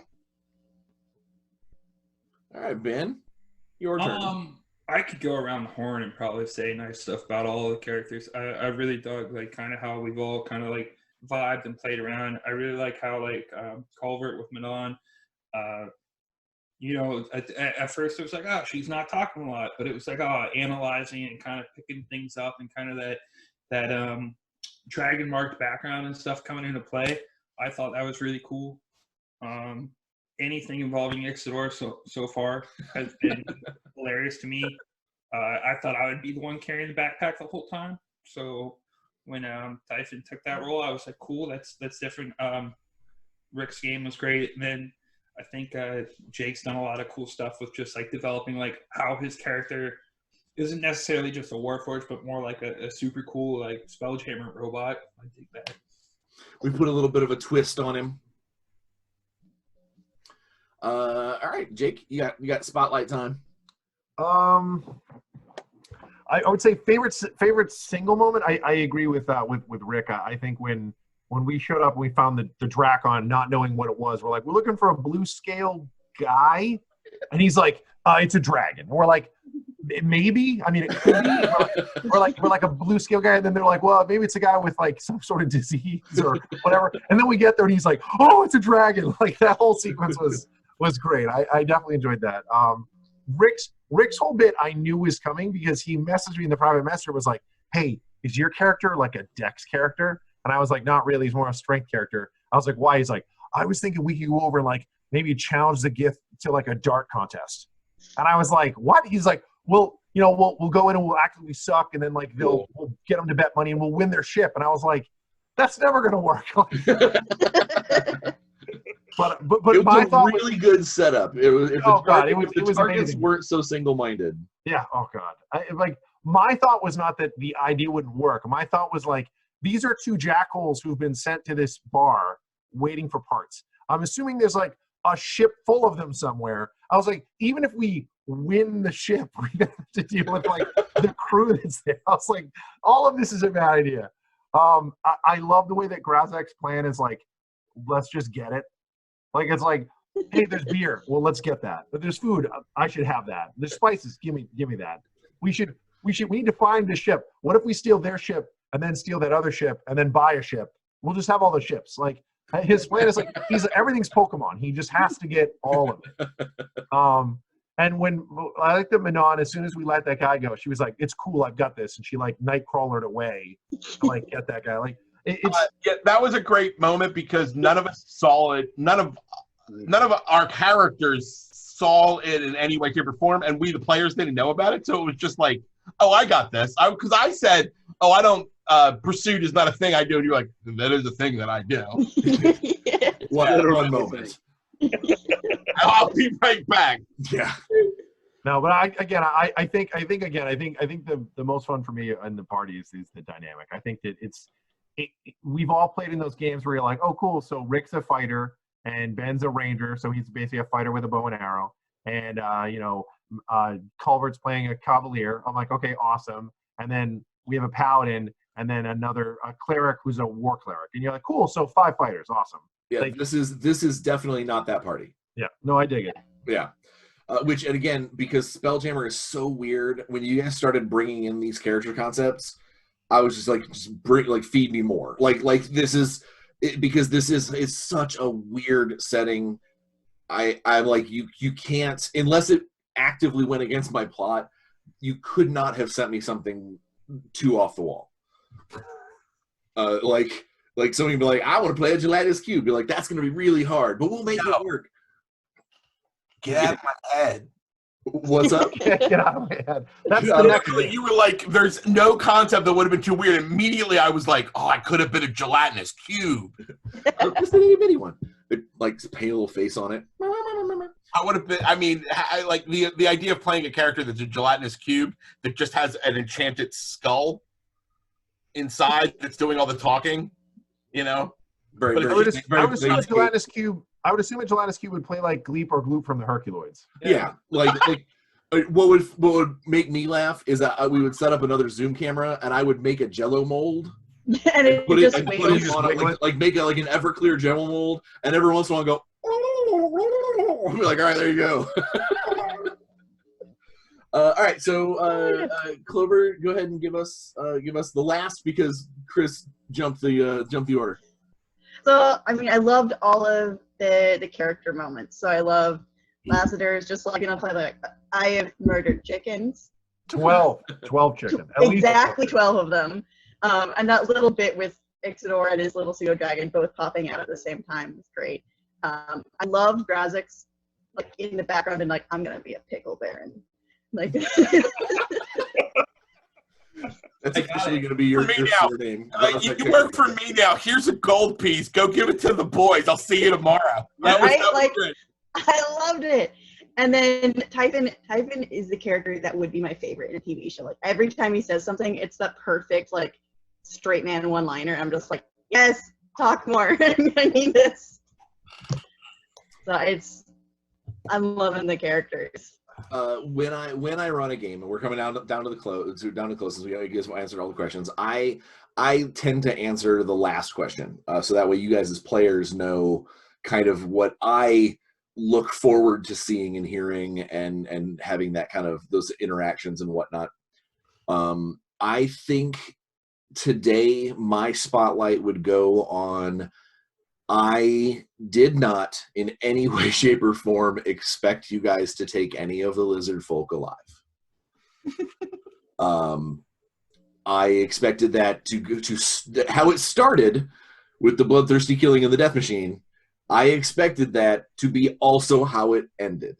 So the fact that there was conversation, the fact that you guys learned about Sivak, that you learned about Sisek, and you learned about more stuff. Like there are other encounters that were designed to feed you some more of that information that you now are going to get into those encounters and go, we know this, like you don't have to tell us anything. Shut up.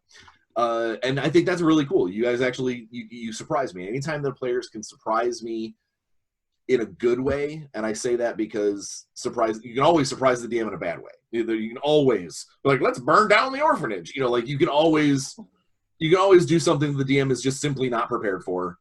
And go, okay. I'm always willing to save some lawful evil cultists, but orphans, that's where I draw the line. Burn it to the ground.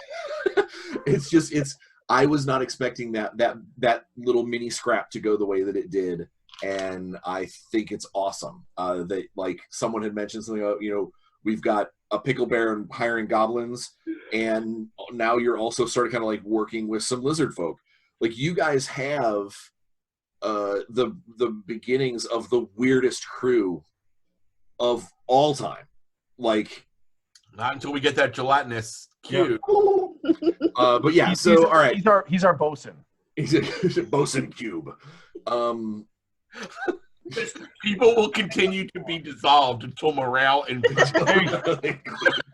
my favorite single line, and you just made me think of it, was when Ben was talking to, who the fuck were you talking? He was talking to Matthew, and it was great because every time it was different. He kept getting the job wrong. Like, we're looking for the guy, he's the cart maker. And I was like, that's amazing. He tried to say cartographer, and it was cart maker. And then it was the map guy. And then it was like, but it was different every time. He got 4 different ones. I was like, that was amazing. Cart maker was my favorite. It was close enough that you're like, I know what he was trying to say. He's not even close. All right. So let's go ahead and so that was super fun. I look forward to picking back up for session 3. We'll figure out when that's going to be shortly. We'll plan that off camera and whatnot. Let's take a real fast round robin to tell people where they can find you if they want to track you down and send you messages and send you all the love mail about how awesome you are. All right, Rick, where can we find you? All right, yeah. So I am Rick from Rick Rolls America. You can find, if you just follow Rick Rolls America, rolls with a Z, on all the socials. You can follow me on all of them to see all the weird stuff that I've got going on over there. All right, Ben? Ben Fail on Facebook, at Bear Claw. The L is a 1 on Instagram. I'm on Instagram a lot, so that's probably the easiest way to talk to me. Yeah. Bear C1 all. What was that? Bear C1 all. It's yeah.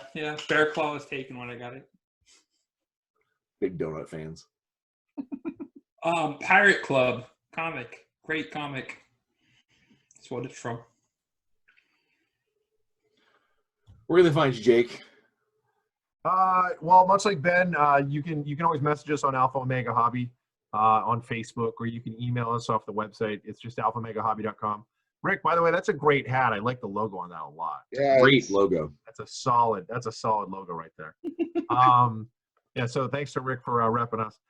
Yeah, I mean, Ben and I are at the shop, like, with what's going on right now. We're there a couple times a week, basically doing like shipping and stuff. So we're not there as often as we normally would be. But if they message us on Facebook, like, one of us will get it. So. Culvert? I am occasionally on Instagram as Clover B Cosplay. I am more often on Twitter as Clover B with 3 E's. And then I am at various conventions in the back of the booth of Armor Class 10 t-shirts. Obviously, you can also message any of us we're all on MySpace. You guys are obviously all in my top 8, so. And Friendster. Please don't look at my MySpace. All right, and Chris, round us out. Hi, everybody. If you're looking to get in touch with me, you can get me on the Twitters at AllHailKingTorg. You can get me on Facebook. It's Ninth Level, 9THLEVEL. You can also go to our website at ninthlevel.com. It's 9THLEVEL.com. And at Ninth Level Games on any social media, Instagram, etc., etc., etc. But me directly, if you want to get to me directly, you can just go to at AllHailKingTorg. It's easiest way. And or hit me on Facebook. I am your Dungeon Master, Bryan C.P. Steele. You guys can find me every week at Tales from a Professional Nerd or on all the social media stuff at Bryan C.P. Steele. And if you chat me up, I will probably send some kind of messages back at you in some fashion. Until next time, everybody have a good evening, stay safe, and we'll see you soon. See you guys. Take it easy.